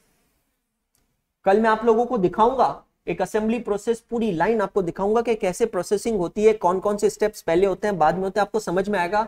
Tata Motors का जब मैंने ऑडिट किया, पता चला it takes only 20 minutes to make a car. Can you believe it? 20 minute में एक कार बनती है। 20 मिनट, 20 मिनट्स। या साला पंचर नहीं बनता 20 मिनट में। 20 मिनट में एक कार बनती है, from nothing to a full fledged car ready to drive. 20 minutes assembling, because the entire process is done through robotic technologies. There is a very minimal human intervention. But let us take an opposite example of Rolls Royce, जिसको 1.5 से 2 साल लगता है car बनाने में। Depending भाई आप कितना कस्टमाइजेशन करते हैं। Rolls Royce is very famous for customisation. Amitabh Bachchan ji की कार में हर जगह बच्चन बच्चन लिखा हुआ है, कस्टमाइजेशन हाई है। रोल्स रॉयस आज भी इस जमाने में अपनी कारें जो है मैन्युअली बना रहा है। तो 6 months जो है वो बेस मॉडल का हो गया, एकदम मिनिमम मॉडल का। आप इमेजिन करो यार, वेटिंग भी होता है। Unit costing. एरोप्लेन्स वैसे ही बनते हैं। Aeroplane is also a process of assembly. दुनिया की 2 सबसे बड़ी एयरलाइंस कंपनी, एरोप्लेन कंपनी का नाम क्या है? Boeing and Airbus. बिल्कुल सही, बोइंग एंड एयरबस। बहुत बढ़िया टॉपिक है रिसर्च का, बहुत अच्छा टॉपिक है रिसर्च का कि how does aviation industry works. आपको पता है ये एक ऐसी चीज है जो इतनी एक्सपेंसिव है कि आप कुछ कर नहीं पाओगे। आई मीन एक बार इमेजिन करके देखिए, एक प्लेन की कीमत क्या है? बोइंग नॉर्मल जो प्लेन आपके सामने भी दिख रहा है, इसकी कीमत क्या होगी? 4000 से 5000 करोड़ रुपए। डू यू एवर थिंक कि कोई एविएशन कंपनी अपने खर्चे पे प्लेन खरीद के प्लेन चलाती है? हायर परचेज पे चलता है, लीज पे चलता है। ऐसा क्यों है कि इस पूरी दुनिया के सबसे ज्यादा प्लेन के लेसोर जो है वो नीदरलैंड्स के एम्स्टरडेम में बैठे हैं। It's a topic worth researching. इस दुनिया में जितने भी प्लेन उड़ रहे हैं वो प्लेन के मैक्सिमम लेसोर नीदरलैंड्स के एम्स्टरडेम में बैठे। मतलब ओनर जिसने बकायदा 4-5 हजार करोड़ रुपया खर्चा करके प्लेन खरीदे हैं और एविएशन कंपनी को रेंट पे दिया है, वो ओनर कहां बैठे हैं? नीदरलैंड्स में बैठे। ऐसा क्या है नीदरलैंड्स में जो और कहीं नहीं है? सोचने वाली बात है, रिसर्च करने लायक टॉपिक है। समझ रहे आप मेरी बात? इंटरेस्टिंग। अरे भाई टैक्स बचा भी लेगा, टैक्स के लिए पहले इनकम तो चाहिए। भाई तू 25-30% को लेकर परेशान हो रहा है, मैं तो 100% की बात कर रहा हूं। आप पॉइंट समझ रहे हो? मतलब वापस पता है क्या हुआ आयुष, तेरा दिमाग तेरे को लेकर चला गया इंटरमीडिएट के सब्जेक्ट के तरफ, जबकि प्रॉब्लम स्टेटमेंट उससे बड़ा है। मेरे को एक बात बताओ, ज्यादा समझदार इंसान कौन है? एक जो कहता है कि भाई मैं कमाता इसलिए नहीं हूं क्योंकि टैक्स बहुत देना पड़ता है, और दो जो कहता है भाई मैं कमाने पे फोकस करता हूं, टैक्स लगना है वो तो लगेगा। ज्यादा समझदार कौन है? बट स्वागत कीजिए, हम इंदौर में बैठे हैं, यहां पर पहले कैटेगरी के लोग ज्यादा है। लोग कमाते नहीं है, क्यों? और ये फालतू गवर्नमेंट को देना। अबे पगले, गवर्नमेंट को तू हाईएस्ट टैक्स रेट भी इंडिया में पकड़ लिया, 39% है, तो आज तेरे हाथ में तो 61% बच रहा है ना। तू पता है क्या कर रहा है? 61% भी फोरगो कर रहा है जस्ट बिकॉज ऑफ दैट 39%। ये कैसी बेवकूफी हुई भाई? ये कैसी बेवकूफी हुई? मुझे किस चीज में फोकस करना है? मैं कितना कमा रहा हूं? तीसरा product diamond ring. Kalyan jewellers के ओनर के पास खुद का प्लेन है। Can you believe? Kalyan jewellers के ओनर के पास खुद का प्लेन है because they are into this business since generations. कभी दिमाग में सवाल है, एक मैं आपको बहुत सारे रिसर्च ओरिएंटेड टॉपिक्स दे रहा हूं आपको। सोने की रोज तेजी मंदी होती है, रोज का रोज भाव खुलता है। एक सवाल दिमाग में आना चाहिए कि सर ये जो गोल्ड स्मिथ होते हैं, ज्वेलरी वाले होते हैं, इनके क्या घर में 2-4 टन मतलब 2-4 हजार किलो सोना पड़ा है क्या? सर मतलब मेरे को एक बात बताओ सर, अगर ये उसी रेट पे खरीद रहे हैं जो मार्केट में आज मिल रहा है और उसी रेट पे बेच रहे हैं, तो सर इनकी इनकम तो सिर्फ मेकिंग चार्जेस हुई, तो सिर्फ मेकिंग चार्जेस पे तो कोई हवाई जहाज नहीं बनता कल्याण ज्वेलर्स का। सर सोचने वाली बात है कि सर ये लोग गोल्ड लाते कैसे, कितना, कब, कहां से? क्योंकि सोने का दाम तो रोज बदलता है। अगर मैं मेरी सोच के हिसाब से सोचूं तो जिस दिन सोने का भाव कम हो उस दिन तो मेरे दुकान का शटर लगा देना चाहिए मैंने, है ना? क्योंकि मुझे पता है कल परसों भाव बढ़ेगा, तो जब बढ़ेगा तब मैं बेच के पैसा कमाऊंगा, आज मैं क्यों कमाऊं? पर सोने की दुकान तो हमेशा चालू रहती है, जब भाव बढ़ता है तब भी, जब भाव गिरता है तभी भी। अगर आप पिछले 15 दिनों का ट्रेंड देखो, 3000 रुपए का फ्लक्चुएशन हुआ है सोने के भाव में। 3000 रुपए पर 10 ग्राम्स तोला, 3000 रुपए तोला का फ्लक्चुएशन हुआ है। बहुत बड़ा फ्लक्चुएशन है ये। सोना अपने लाइफ टाइम हाईएस्ट पे जाके आया 74,000, 73,000, 74,000 पे जाके आया, और कल का रेट कुछ 71,920 के आसपास था। 2 दिन पहले का रेट 70,900 था। ये फ्लक्चुएशन देख रहे हो? फ्लक्चुएशन सिर्फ स्टॉक मार्केट में नहीं है, गोल्ड और सिल्वर में भी है। तो ये सुनार लोग करते क्या होंगे? अगला टॉपिक रिसर्च का, ये पेट्रोल पंप वाले क्या करते होंगे? पेट्रोल पंप वालों के भी तो दाम में आजकल रोज फ्लक्चुएशंस होते हैं। तो ये लोग खरीदते हैं, ये लोग बेचते हैं, तो जिस दिन पेट्रोल सस्ता हो इन्होंने तो पेट्रोल पंप बंद कर देना चाहिए, पर ये तो बंद नहीं करते, ये तो बेचते हैं। मतलब ये वो सारे बिजनेस हैं हमारे आसपास जिसके बारे में हमें पता ही नहीं है इनका मोडस ऑपरेंडी क्या है, how do they actually work, we really don't know, हमें पता ही नहीं है। तो हमें इसके ऊपर रिसर्च करना चाहिए। आर्टिकल लिखने का शौक है, आर्टिकल लिखो, सबमिट करो आईसीआई को, सबमिट करो न्यूज़पेपर्स को, सबकी ईमेल आईडीज निकालो, एक अच्छा राइट अप लिखकर मेल करो, 100 जगह भेजोगे, एक आध जगह तो प्रिंट होगा। आप समझ रहे हो? नहीं तो खुद का ब्लॉग पोस्ट बनाओ। नई वीडियो फेस कर सकते तो right an article, make a blog post. I am telling you, जिस दिन आपको आपकी जिंदगी का पहला लाइक मिलेगा, जिस दिन आपको आपकी जिंदगी का पहला कमेंट मिलेगा, और जब कोई पहली बार आपकी वीडियो शेयर करेगा ना, तब आपको समझ में आएगा कि एक पे चेक जितनी खुशी नहीं दे सकता, उससे ज्यादा खुशी वो एक लाइक देता है। ऐसा क्यों है कि हर कंटेंट क्रिएटर कहते हैं वीडियो को लाइक करें, शेयर करें, सब्सक्राइब करें? बिकॉज वो ऐसी चीज है जो उसको कई गुना ज्यादा खुशी दे सकती है एज कंपेयर टू मनी। तीसरा प्रोडक्ट हम लोग यहां पर देखते हैं। ये दो प्रोडक्ट्स हम लोग देख चुके हैं। तीसरा प्रोडक्ट डायमंड रिंग। इन तीनों में कौन सी मेथड यूज हो रही है? Unit costing. ये देखिए how tablets are manufactured. I given you example of visit of Dr. Reddy's lab in Hyderabad.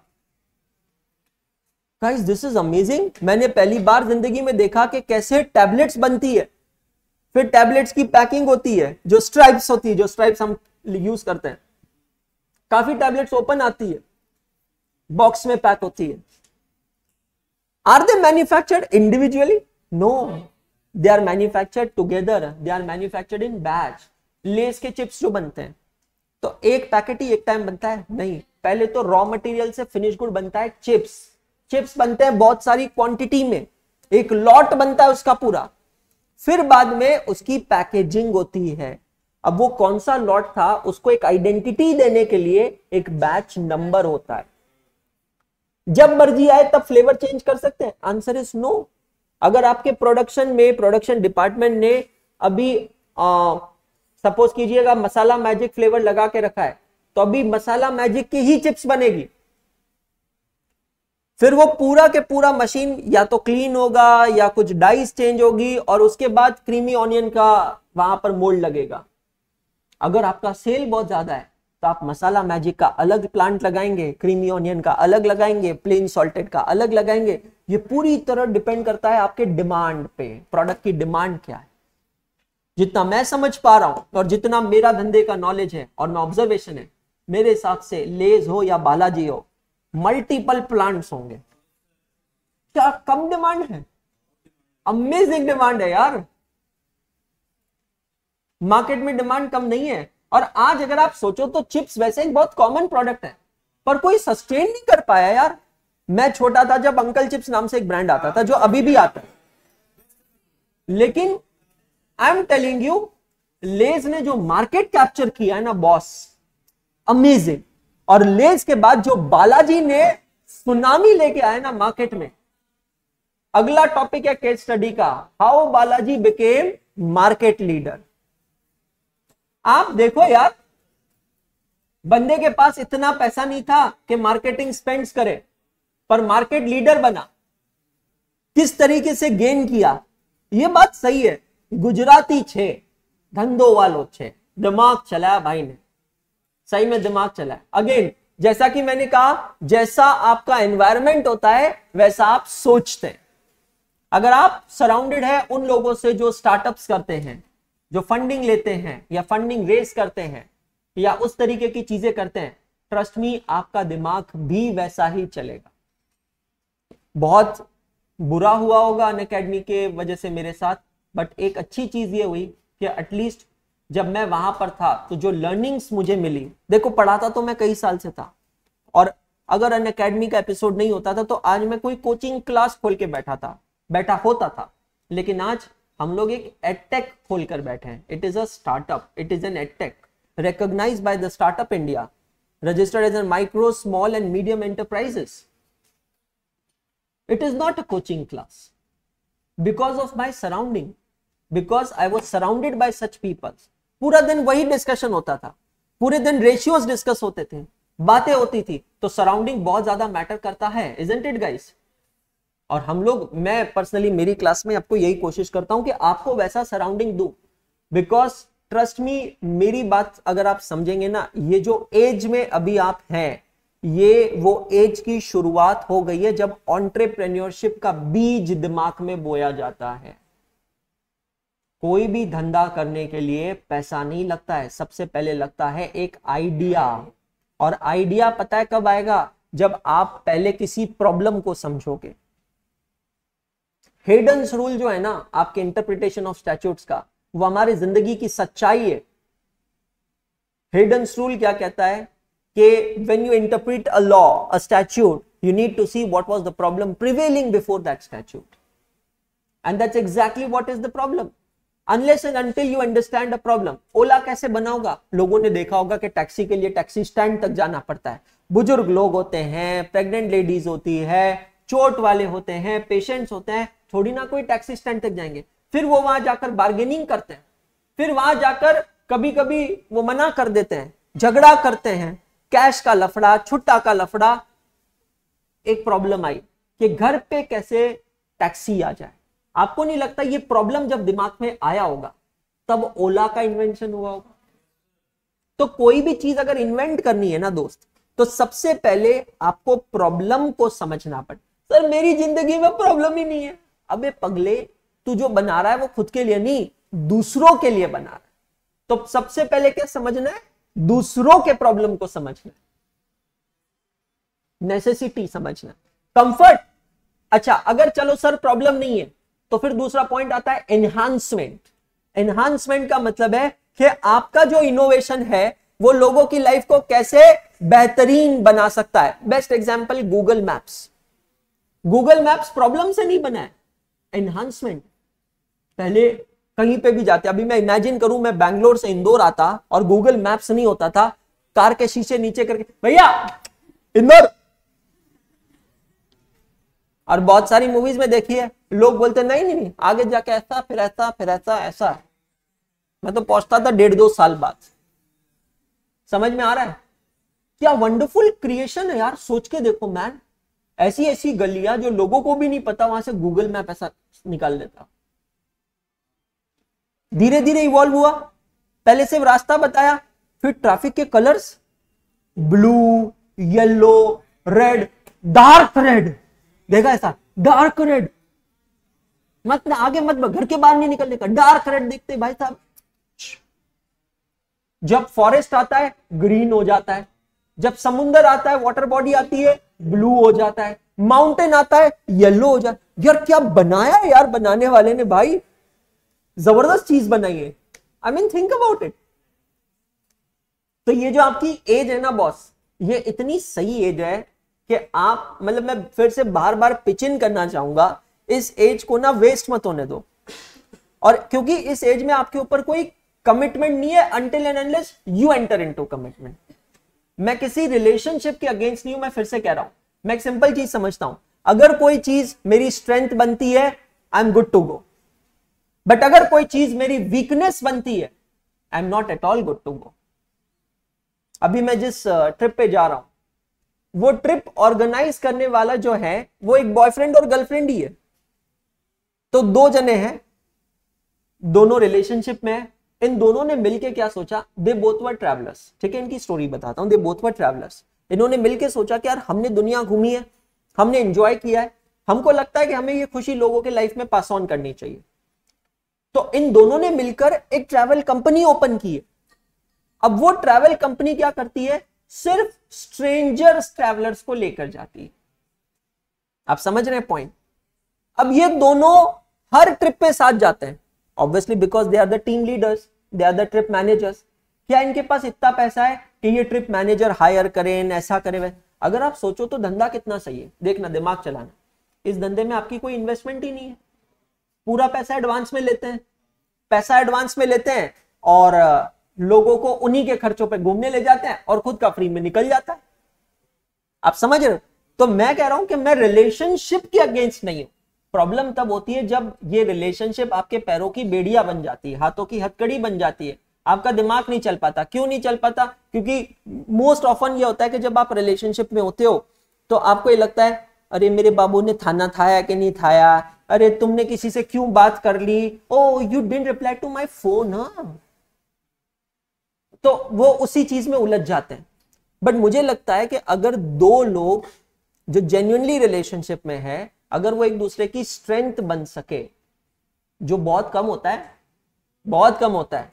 तो आप सोचो कितना मिरेकल हो सकता है। और मैंने आपको एग्जांपल दिया ये ट्रैवल एजेंट का जिसकी मैं बात कर रहा हूं।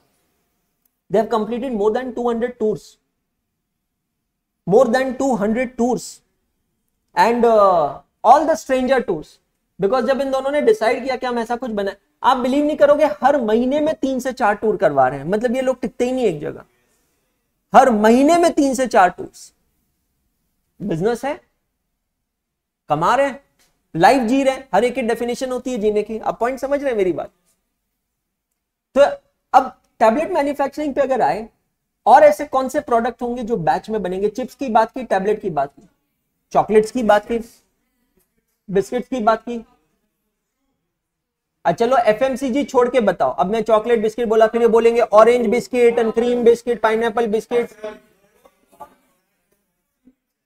या सीमेंट। Okay, mobile phones. यार मोबाइल फोन्स तो बैचेस में सच नहीं बनेंगे।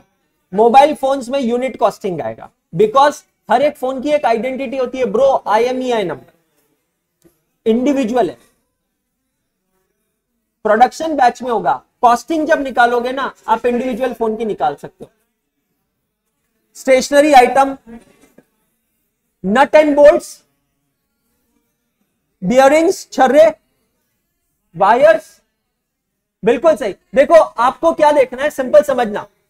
अगर मैं उस प्रोडक्ट को जिसको बना रहा हूं, इवन दो लॉट में बना रहा हूं, क्या इसकी कोई एक अलग पहचान है, कोई अलग आइडेंटिटी नंबर जिससे मैं सिर्फ इसकी कॉस्ट निकाल सकता हूं? अगर हां तो वो बन जाएगा यूनिट कॉस्टिंग, अगर ना तो वो बन जाएगा बैच कॉस्ट। देखो यूनिट कॉस्टिंग अच्छा है, बैच कॉस्टिंग खराब है, ऐसी कोई बात नहीं है। ये सिर्फ एक मेथड ऑफ कॉस्टिंग है, आप समझ रहे हो? सिर्फ एक मेथड ऑफ कॉस्टिंग। मुझे कैलकुलेट करना है एक यूनिट की कॉस्ट। एक तरीका है मैं डायरेक्टली कैलकुलेट कर सकूं, दूसरा तरीका है मैं बैच की कॉस्ट निकालकर नंबर ऑफ यूनिट से डिवाइड करता हूं। ईंटों का जो प्रोडक्शन होता है, ईंटें, ब्रिक्स, यूनिट कॉस्टिंग और बैच कॉस्टिंग। कैसे बनती है ईंटें, कोई बताएगा? ईंटों का भट्टा लगता है, पूरा के पूरा ईंटों का भट्टा लगता है। ईंट का रॉ मटेरियल क्या होगा? मिट्टी। यही अपनी मिट्टी है, नॉर्मल मिट्टी है? नहीं, ईंटों की स्पेशल मिट्टी आती है। ये स्पेशल मिट्टी के अंदर केमिकल मिक्स किया जाता है जो इस मिट्टी को होल्ड करके रखता है। अभी हम उसी पे क्वेश्चन कर रहे हैं, इसीलिए मैं ईंट पे आया हूं। अब ये आटे की तरह पेस्ट बनता है जिसके ऊपर लोग चल के ऐसे पांव से उसे गूंथते हैं। नॉर्मली शहरों के बाहर ईंटों के भट्टे होते हैं। फिर वहां पर ये आटा बनने के बाद, आटा ही यूज करूंगा मैं वर्ड अभी, फिर उसके सांचे होते हैं जिसको कहते हैं मोल्ड्स। ये सांचे में उसको डाला जाता है, जैसे गुजिया बनता है ना घर में, वैसे सांचे में वो आटा डाला जाता है और उसको ठप कर फेंका जाता है। ये मिट्टी उस शेप में निकल के बाहर आती है। फिर उसको धूप में सुखाया जाता है तब तक जब तक वो थोड़ी मजबूत ना हो जाए, लेकिन अभी इतनी मजबूत नहीं हुई कि उस पर घर बन सके। तो अब उसको सिकाई करनी पड़ती है। सिकाई करने के लिए उसके कुएं की तरह भट्टे लगाए जाते हैं, ईंटें जमाई जाती है, फिर राख होती है, बीच में एशेज होती है, फिर राख के अलावा केमिकल होता है बीच में जो काफी देर तक गर्म करके रखता है, फिर एक और लेयर, फिर राख, फिर एक और लेयर, फिर राख, फिर एक और लेयर। ऐसे पूरे मौत का कुआं के टाइप कुआं बनाया जाता है, उल्टा कुआं। फिर ये उल्टा कुआं बनाकर इसकी सुलगा दी जाती है आग, और कुछ दिनों तक वो जलता रहता है। जिन लोगों को कैल्शियम की कमी है उनको उसकी खुशबू बहुत अच्छी लगती है। ईंटों की भट्टी से जो खुशबू निकलती है, बहुत बढ़िया। फिर कई दिनों बाद ये भट्टे को ठंडा किया जाता है और ठंडा करके ईंटों को निकाला जाता है। सारी ईंटें सही नहीं निकलती है, कुछ ईंटें जल जाती है। जो ईंटें जल जाती है या तो वो यूज नहीं आती है या बहुत रद्दी के भाव में, मतलब जो मैंने बाय प्रोडक्ट या स्क्रैप वर्ड यूज किया था ना, उसके भाव में बिकती है। और जो अच्छी ईंटें हैं, जो लाल दिखती है बिल्कुल, जो कहीं से टूटी हुई नहीं होती है, वो महंगी। उसमें भी कैटेगराइजेशन होता है, जो थोड़ी सी कहीं से कोना टूट गया, कुछ हो गया। अच्छा, किसी को आइडिया है कि ईंटों का जो सेल होता है वो सेल कैसे होता है? किलोमीटर, लीटर, कैसे? It is sold x amount पर 1000। ईंटों का जो सेल होता है वो सेल होता है 1000 यूनिट से। भैया एक 40 ईंट बांध देना, ये तुला दाखवता इथे 40 ईंट बांध देना। भैया वो घर बनाने में 15 ईंटें कम पड़ गई। सर मार्केट में मिलती है ना, मिलती है, वो दुकानों में मिलती है और वो बहुत महंगी मिलती है। ऑलमोस्ट 15-15, 20-20 रुपए की एक ईंट देता है, जबकि आप 1000 ईंट लेने जाओगे ना तो 5 या 7 रुपए की एक ईंट पड़ती है। आप समझ रहे हो? 5 या 7 रुपए की एक ईंट पड़ती है। तो लॉजिक समझो। अब इसी के ऊपर हम यहां पर क्वेश्चन देखने वाले हैं। Come to question number 4।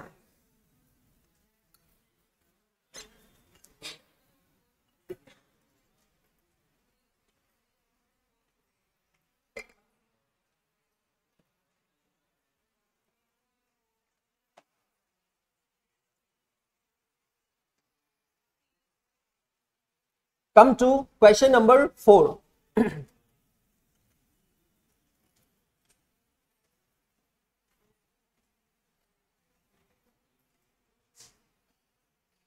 पढ़े? मजा आ रहा है आज? बहुत सारी चीजें समझ में आई। जिंदगी में क्या करना है ये समझना।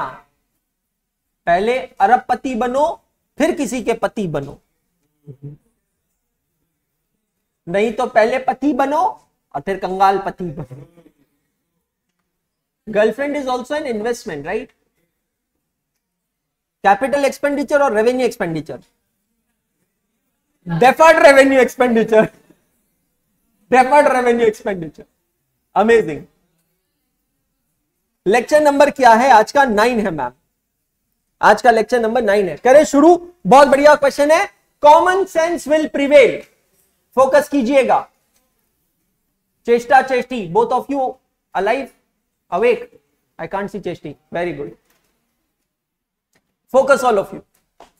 A company is manufacturing building bricks and fire bricks. They are two different types of bricks. Both the product require two processes, brick forming and heat treating. तो दो टाइप की ब्रिक्स बन रही है और दोनों ब्रिक्स दो प्रोसेस से गुजरती है। एक प्रोसेस है जिसको कहते हैं ब्रिक फॉर्मिंग, मतलब आप समझ लो मिट्टी से शेप देना, और दूसरा जिसको कहते हैं हीट ट्रीटिंग, मतलब वो भट्टा लगाकर उसे सेकना। Time requirements for the two type of bricks are as under. और ये ध्यान दीजिएगा, टाइम रिक्वायरमेंट जो दिया है वो आपको दिया है इन अ बैच ऑफ 100 ब्रिक्स। तो 100 ब्रिक्स को फॉर्मिंग में कितना समय लगता है? तो building brick requires 3 hours for 100 bricks. Is this clear? Clear हो रहा है? दो टाइप की ब्रिक्स है और दो टाइप की प्रोसेस है। पहले हम बात कर रहे हैं फॉर्मिंग प्रोसेस। बिल्डिंग ब्रिक को लगता है 3 घंटा, फायर ब्रिक को लगता है 2 घंटा। तो ऑब्वियसली अगर कुछ कॉस्ट टाइम के हिसाब से लग रही है तो बिल्डिंग ब्रिक की कॉस्ट ज्यादा होगी और फायर ब्रिक की कॉस्ट कम होगी। Do you agree? दूसरा प्रोसेस है हीट ट्रीटमेंट। हीट ट्रीटमेंट में क्या है? बिल्डिंग ब्रिक्स 2 घंटे में तैयार हो जाती है, पर फायर ब्रिक्स को 5 घंटे लगते हैं। मतलब शायद हीट ट्रीटमेंट की जो कॉस्ट है वहां बिल्डिंग ब्रिक सस्ती पड़ती है और फायर ब्रिक महंगी पड़ती है। Production total cost of the two department in 1 month is as under. Forming department is 21,200, heat treatment department is 48,800. ये दो अलग अलग डिपार्टमेंट्स हैं। कौन से दो डिपार्टमेंट्स हैं? Forming department and heat treatment department. Clear है? इन दोनों डिपार्टमेंट्स की डिपार्टमेंटल कॉस्ट आपको दी है। अच्छा एक बात बताओ, एक डिपार्टमेंट में कितने टाइप की ब्रिक्स बन रही है? 2 टाइप की ब्रिक्स। करेक्ट? तो जो डिपार्टमेंट की कॉस्ट है वो दोनों में डिवाइड होनी चाहिए। अब आपको दिया है actual production during the month. Actual production during the month is as follows. Building bricks 1,30,000 बने हैं और फायर ब्रिक्स 70,000 बने। Building bricks 1,30,000, fire bricks 70,000। Prepare a statement of manufacturing cost for the two varieties of bricks by apportioning the cost in proportion to the time taken. दिमाग चलाओ, पहले सोचो इसका format क्या बनाओगे। सिर्फ दिमाग में फॉर्मेट बनाओ, थिंक लाइक एन आर्किटेक्ट। इस क्वेश्चन को सॉल्व करना है, ये लास्ट की 2 लाइंस वापस पढ़ो, बिकॉज क्वेश्चन यहां से डिफाइन होता है। अपने माइंड में कुछ प्रोसेसिंग करो और सोचो फॉर्मेट क्या बनेगा, क्योंकि C for costing, C for common sense में कोई स्टैटिक फॉर्मेट नहीं होता है। पर्टिकुलर्स का कॉलम मैं मेरी तरफ से बता देता हूं। कैन आई से the best format will be particulars and 2 column, fire brick, clear, पक्का। 200 रुपए 10 मिनट का क्वेश्चन, दिमाग चला। 10 मिनट के बाद मैं 200 रुपए 10 मिनट का question, sorry offer only for online offline students. 200 रुपए 10 मिनट का क्वेश्चन, जिसका पहले जवाब 200 रुपए पति बन गया। ऑनलाइन वाले बच्चों को मिलेगा आशीर्वाद और ढेर सारा प्यार।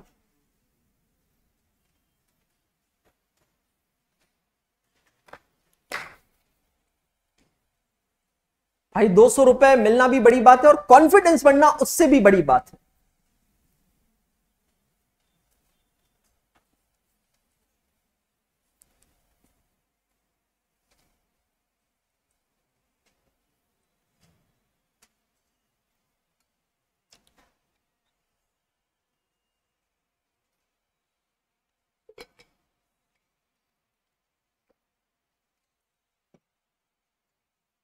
जिसका भी आंसर आएगा, कोई आंसर बोलेगा नहीं, मुझे बता दीजिएगा, होम डिलीवरी हो जाएगी।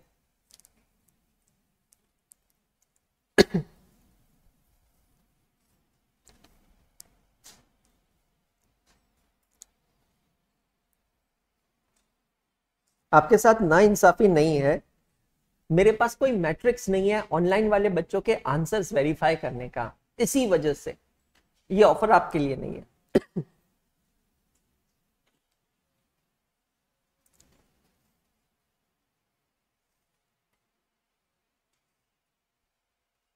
बात आपकी बिल्कुल सही है तमन्ना जी, आपको भी मोटिवेशन मिलना चाहिए। I will plan for something, don't worry.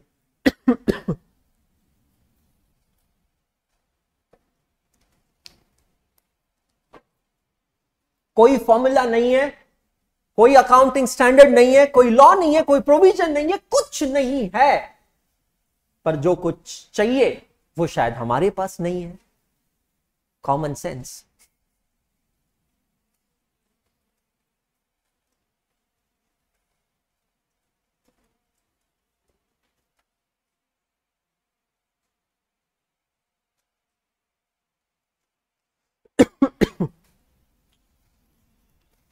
Ramandeep Singh कह रहे हैं डन। भाई साहब, कार्तिक जैन डन, बहुत बढ़िया, आशीर्वाद।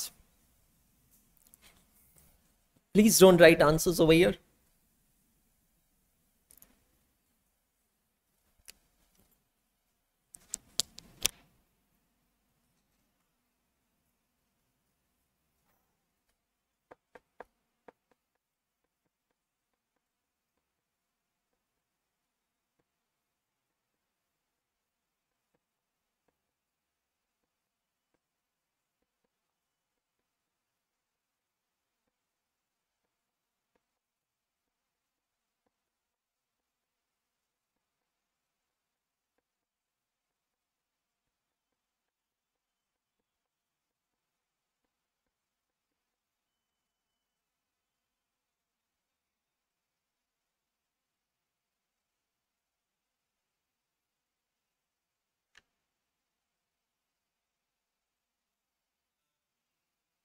हो गया आपका?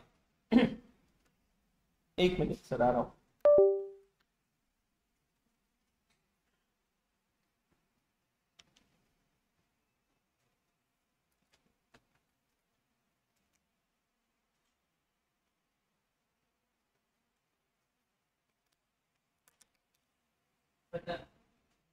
पहले मैं उसका आंसर चेक करता हूँ सर, क्योंकि उसने कहा उसका हो गया, फिर मैं आपके पास आता हूँ।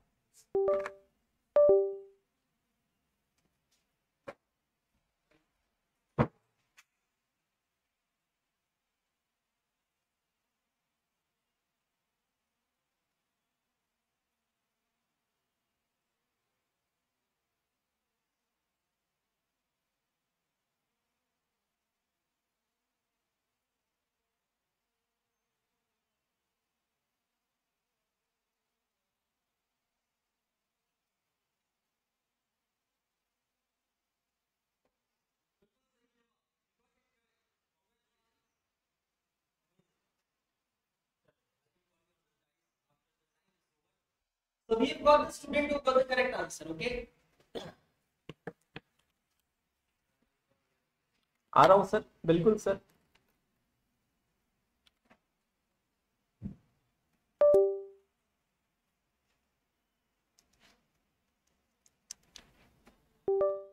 No, 200 not yet credited.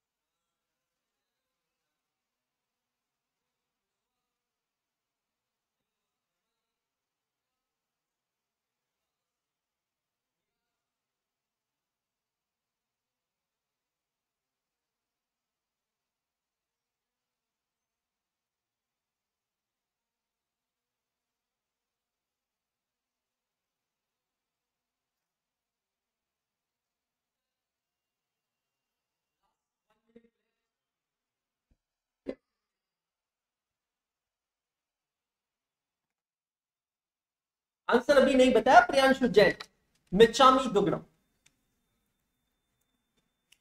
Okay, चलिए चेक करते हैं. Ready all of you? अब सब जने यहां पर फोकस करेंगे, कंसंट्रेट करेंगे, क्योंकि मैं पूरा क्वेश्चन यहां पर सॉल्व कर रहा हूं. क्वेश्चन 4/8.4. क्वेश्चन 4/8/8.4. सबसे पहले सब जने अपनी किताबें बंद कर देंगे. किताबें मतलब रजिस्टर्स. अब मेरी बात ध्यान से सुनना. जिसका सही आया होगा अच्छी बात, जिसका नहीं आया होगा कोई भी छापेगा नहीं. आप में से काफी लोग कहते हैं ना सर कॉन्फिडेंस कैसे बढ़ाना है. बढ़ाने का सिंपल तरीका है, मैं भी आपको समझाऊंगा. समझना है, प्रोसेस करना है, और घर पे जाकर या ब्रेक में इसको रजिस्टर में सॉल्व करना है. अब ये छापखाना बंद कर दो. देखो कॉस्टिंग के अंदर हमें छापखाना क्यों काम नहीं आएगा? Because nothing is static, everything is dynamic. आपका दिमाग चलना चाहिए. अगर अभी नहीं चलाना तो वहां पर भी नहीं चलेगा, है ना. इसलिए फोकस चाहिए. फॉर्मेट जो हमने डिस्कस किया था वो सब जने अलाइंड है उस फॉर्मेट से. फॉर्मेट बहुत सिंपल है, पर्टिकुलर्स और 2 कॉलम्स. ये क्लियर है? फॉर्मेट कैसे बनाना है धीरे धीरे समझ में आ रहा है, how to design the format. तो यहां पर हमारे पास जो दो प्रोडक्ट्स हैं, वो है building brick and fire brick. As anticipated हम लोग ये समझ चुके हैं कि यहां पर जो कॉस्ट लग रही है वो लग रही है इन टर्म्स ऑफ टाइम। कहीं ना कहीं क्वेश्चन पढ़ने के बाद हम इस चीज का आइडिया लगा सकते थे, क्योंकि क्वेश्चन में क्या कहा कि बिल्डिंग ब्रिक्स को फॉर्मिंग डिपार्टमेंट में इतने घंटे लगते हैं और हीट ट्रीटमेंट में इतने घंटे लगते हैं, तो वहां से कहीं ना कहीं एक आइडिया लग गया था कि जो भी कॉस्ट लगेगी वो कॉस्ट का बेसिस क्या होगा, टाइम बेसिस होगा। ये क्लियर है। और एक्चुअली उन्होंने नीचे वही बोल दिया क्वेश्चन के एंड में, prepare a statement of manufacturing cost for the two variety of the bricks by apportioning the cost in proportion of the time taken to produce the actual output। ठीक है, मुझे सबसे पहले दोस्त यहां पता है क्या निकालना पड़ेगा कि टोटल टाइम कितना लगा है। अगर कोई चाहे आप में से तो वो यहां पर एक तीसरा टोटल का कॉलम भी ऐड कर सकता है, हरकत नहीं है, ना मार्क्स मिलेंगे उसके एक्स्ट्रा ना मार्क्स कटेंगे, बट अपनी कन्वीनियंस के लिए आप चाहें तो ऐड कर सकते हैं। तो मैं यहां पर क्या करता हूं, मैं यहां पर करता हूं कैलकुलेशन। दो प्रोसेस है फॉर्मिंग, तो हम लोग यहां पर निकालते हैं time taken for actual output. सबसे पहले फॉर्मिंग में, अब प्लेन सिंपल मैथमेटिक्स लगाने का, दिमाग चलाने का। ये क्वेश्चन कहता है कि बिल्डिंग ब्रिक्स को 100 बिल्डिंग ब्रिक्स को 3 घंटे लगते हैं और एक्चुअल प्रोडक्शन कितना है 1,30,000। तो क्या मैं कह सकता हूं 1,30,000 divided by 100 multiplied by 3 hours. 1,30,000 divided by 100 multiplied by 3 hours, 3,900 hours. आपके सामने रजिस्टर्स खुले नहीं होने चाहिए, बट इतना सिर्फ आप देखो कि आपने ये सही किया क्या, ये कैलकुलेशन तक, मतलब खुद की पीठ थपथपाना के हाँ शाबाश जामुन शाबाश, आज बिना बुद्धि के निकले हो, बहुत बढ़िया। फायर ब्रिक्स का कैलकुलेशन करते हैं। फायर ब्रिक्स को 100 ब्रिक्स को 2 घंटे लगते हैं और एक्चुअल प्रोडक्शन कितना है 70,000। तो 70,000 डिवाइडेड बाय 100 मल्टीप्लाइड बाय 2 घंटे, तो 70,000 डिवाइडेड बाय 100 मल्टीप्लाइड बाय 2 घंटे मतलब 1400 घंटे। ये करेक्ट है। अब इसके साथ हम निकालेंगे दूसरा डिपार्टमेंट, क्या है heat treatment. Heat treatment 2 hours for 100 bricks, okay, so 1,30,000 divided by 100 multiplied by 2, तो 2600 घंटे, 2600 घंटे। एक एक बच्चे को समझ में आ रहा है पक्का, बहुत बढ़िया। और 5 ब्रिक्स को 5 घंटे लगते हैं 100 ब्रिक्स, तो 70,000 ब्रिक्स। ऑनलाइन भी जितने बच्चे देख रहे हैं बेटा सबको अच्छे से समझ में आ रहा है ना, इनटू 5 घंटे तो 3,500। यहां तक क्लियर है। ये करके हमने पता सिर्फ क्या किया है, हमने जैसे संजीव कपूर जी खाना बनाने जाते हैं उसके पहले कैसे किचन की टेबल को स्टैंड को सजाते हैं, हमने बस वैसे सजाया है। अब हम एक्चुअल कैलकुलेशन करेंगे, ठीक है। अब यहां कैलकुलेशन में कॉस्ट क्या क्या है, देयर आर 2 डिफरेंट कॉस्ट। सबसे पहले है कॉस्ट ऑफ फॉर्मिंग,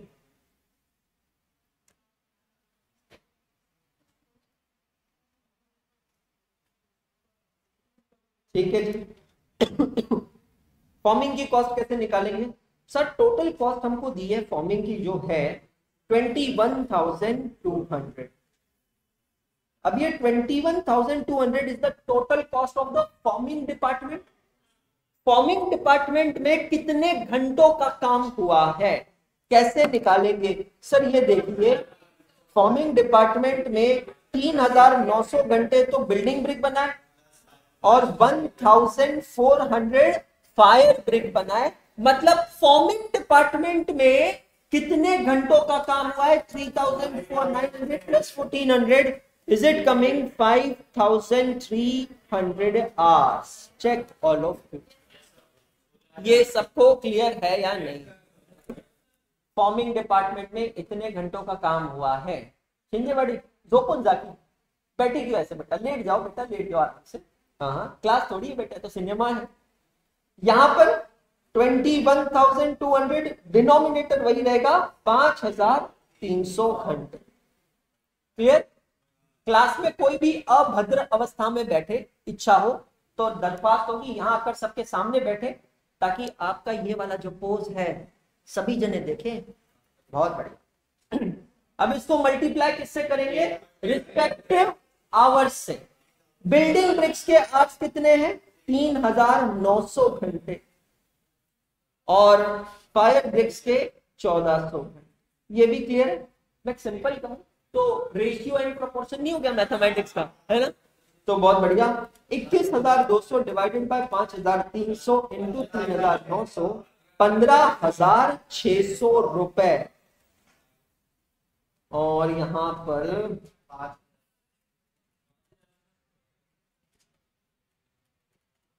5,000। ये भी सबको क्लियर है क्या? I need to shift it a little bit.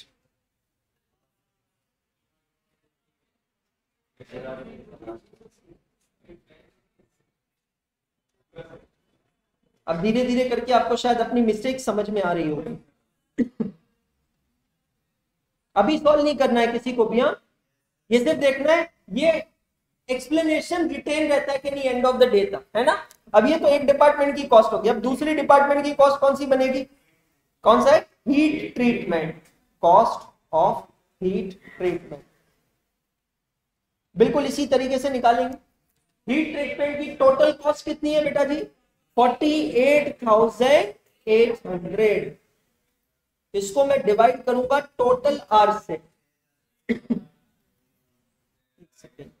अलग कलर यूज करता हूं। 2600 plus 3500, 2600 plus 3500, 6,100 into 2,600, 48,800 divided by 6,100, 2,600, 20,800। और यहां पर कैलकुलेशन होगा 48,800 डिवाइडेड बाय 6,100 मल्टीप्लाइड बाय 3,500, 28,000। और तो कोई कॉस्ट है ही नहीं। Therefore, I will take total cost.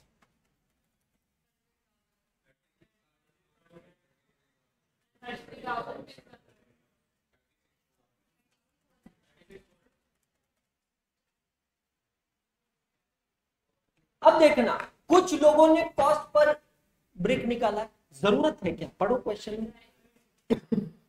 Prepare a statement. Statement का मतलब क्या है? रोज एंड कॉलम्स, ठीक है? Of manufacturing cost of the two variety of the bricks, मतलब particulars and two columns, by apportioning the cost in the proportion of the time taken for the actual product output. Cost per unit बोला है। My question actually ends over here. So the answer is 36,400 and 33,600. Check all of it. अब देखो किसने कहा क्या गलती। आप मुझे व्हाट्सएप पे हाई भेजें, प्रताप जी, मैं आपको 200 रुपीज ट्रांसफर कर दूंगा। कैश में चाहिए? इंदौरी बन गए इतने जल्दी? हैं? हाँ? अच्छा, फोन पे जाएंगे तो पापा देखेंगे। चलो ठीक है, मैं कैश दे दूंगा। वैसे मैं कैश रखता नहीं है, but I take a loan from Swati ma'am.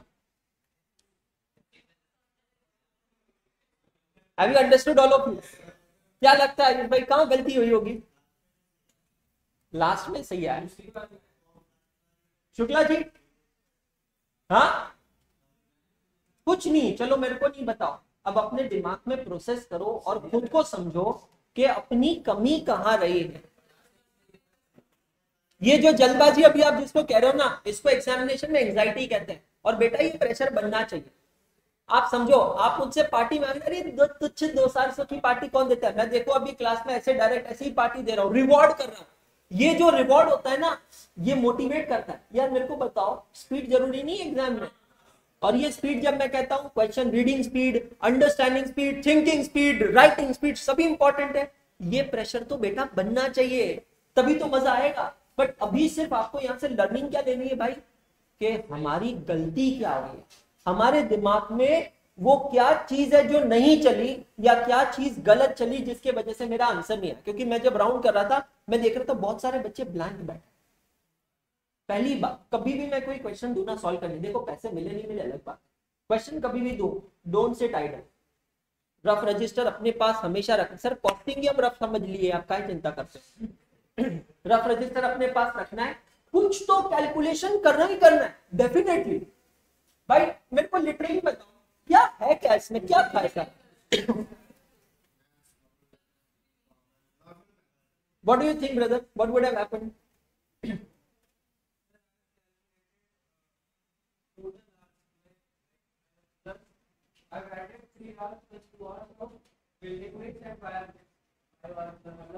हाँ, अलग अलग करने की जगह आपने टोटल कर दिया। तो मेरे भाई जब टोटल कर दिया तो इंडिविजुअल प्रोडक्ट की कॉस्ट कैसे निकलेगी? समझ में आया? देखो यहां से सबको मैं कह रहा हूं, don't lose hopes and don't lose your confidence, in fact take it as a learning lesson. मेरी नजर में, मेरी ओपिनियन में, ये मैथमेटिक्स का रेशियो एंड प्रोपोर्शन का टॉपिक है, as simple as that. Tucchu से है, चिंटू एकदम है, क्या कुछ भी नहीं। समझ में? इंडेक्स पे चलिए, पोस्ट करिए इसको। सॉल्व गलत किया होगा तो भी पेज नंबर डाल के पोस्ट करिए, आज वापस सॉल्व करना है आपको। बहुत बढ़िया क्वेश्चन था। अब देखो ये कॉस्ट शीट में ही आता है, पर क्या ये कॉस्ट शीट वैसी वाली कॉस्ट शीट है जो हमने स्टैंडर्ड देखी? नहीं। बट क्या ये कॉस्ट शीट नहीं है? तो कॉस्ट शीट ही है। जो देखिए रिकॉर्डेड लेक्चर्स बहुत अच्छे हैं, बट जो लाइव अटेंड करेगा ना, ये थ्रिल और ये एडवेंचर सिर्फ वही फेस कर पाएगा। ये जो एक फियर होता है ना कि 10 मिनट में क्वेश्चन करना है, 200 रुपए जीतने, वो अंदर कॉम्पिटिटिवनेस होनी चाहिए। समझ रहे हो? वो कॉम्पिटिटिवनेस अंदर होनी चाहिए, तब जाकर मजा आएगा। कि नहीं यार कुछ भी करके मुझे करना है। रिकॉर्डेड वाले के ऊपर ये प्रेशर कभी नहीं बनेगा। वो पता है क्या करेगा? 10 मिनट बाद लेक्चर को आगे भगाएगा और छापना चालू करेगा। जिस पॉइंट पे उसने ये किया ना, उससे पता है क्या होगा? उसका दिमाग चला नहीं चला। जो पोटेंशियल गेन हो सकता था वो गेन नहीं हुआ।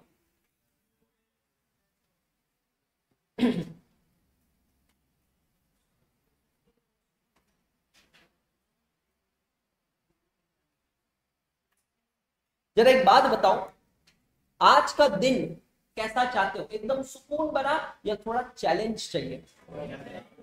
चाहिए। अब मेरी बात ध्यान से सुनना। आज आपके होमवर्क क्वेश्चन है 2। आज का लेक्चर नंबर है 9। पहला होमवर्क क्वेश्चन है 1, जो कि बिल्कुल चिंटू है, ऐसे बैठे बैठे फोगे फुगाते फुगाते 5 मिनट में हो जाएगा। क्योंकि प्लेन सिंपल कॉस्ट शीट आपको यहां दिख रही है। You are required to find out, hour हो गया, out cost per unit and profit for 4 week. वो चैप्टर 6 का क्वेश्चन नंबर 1 नहीं किए थे? बिल्कुल वैसे चैप्टर नंबर 6 का question number 1, particulars, total cost, per unit cost, वही है। ये तो बहुत चिंटू है। लेकिन दूसरा क्वेश्चन जो चैलेंजिंग है और जहां मजा आएगा वो है क्वेश्चन नंबर 5। क्वेश्चन नंबर 5 पता है कैसा है? मैं आपको थोड़ी सी याद दिलाता हूं। वो एक हमने क्वेश्चन किया था चैप्टर नंबर 6 का, आई थिंक 5 ही था वो, जहां पर 30% is material cost, 40% is labour cost, 30% is overhead, total cost assumed as X, total profit assumed as Y, and selling price was given as 1600। बराबर है? यहां पर भी इस क्वेश्चन में थोड़ा थोड़ा ऐसा ही होगा। ये क्वेश्चन प्लीज रफ बुक में ही ट्राई करना। मैं एक ही चीज बोलूंगा, अगर आप ग्रुप स्टडीज में ये क्वेश्चन करोगे तो बहुत ज्यादा मजा आएगा। क्योंकि जब ग्रुप स्टडीज में बैठते हो ना, तो बीच में एक जने का रजिस्टर रखने का और 3-4 लोगों ने सर्कल बनाकर बैठकर दिमाग चलाना, एक प्रोजेक्ट की तरह, जैसे बचपन में स्कूल में एक प्रोजेक्ट नहीं करते थे, साइंस का प्रोजेक्ट होता था, एक प्रोजेक्ट की तरह। एंड ट्रस्ट मी, मजा बहुत आएगा, देखना एक टीम बिल्ड होगी और टीम एक्टिविटी होगी, मजा बहुत आएगा। It is not easy to crack and you don't have answer of this question because ये मॉड्यूल का नहीं है। आप सोर्स देख सकते हो, ये इस पे सोर्स लिखा ही नहीं है, इसीलिए मैं बार बार कह रहा हूं बेटा कि कॉस्टिंग पढ़ने के लिए बहुत अलग टाइप के क्वेश्चंस मैं लेकर आया हूं आप लोगों के लिए। So this is going to be really a challenging question for you guys. तो होमवर्क है number 1 and number 5, we will continue tomorrow. Thank you so much.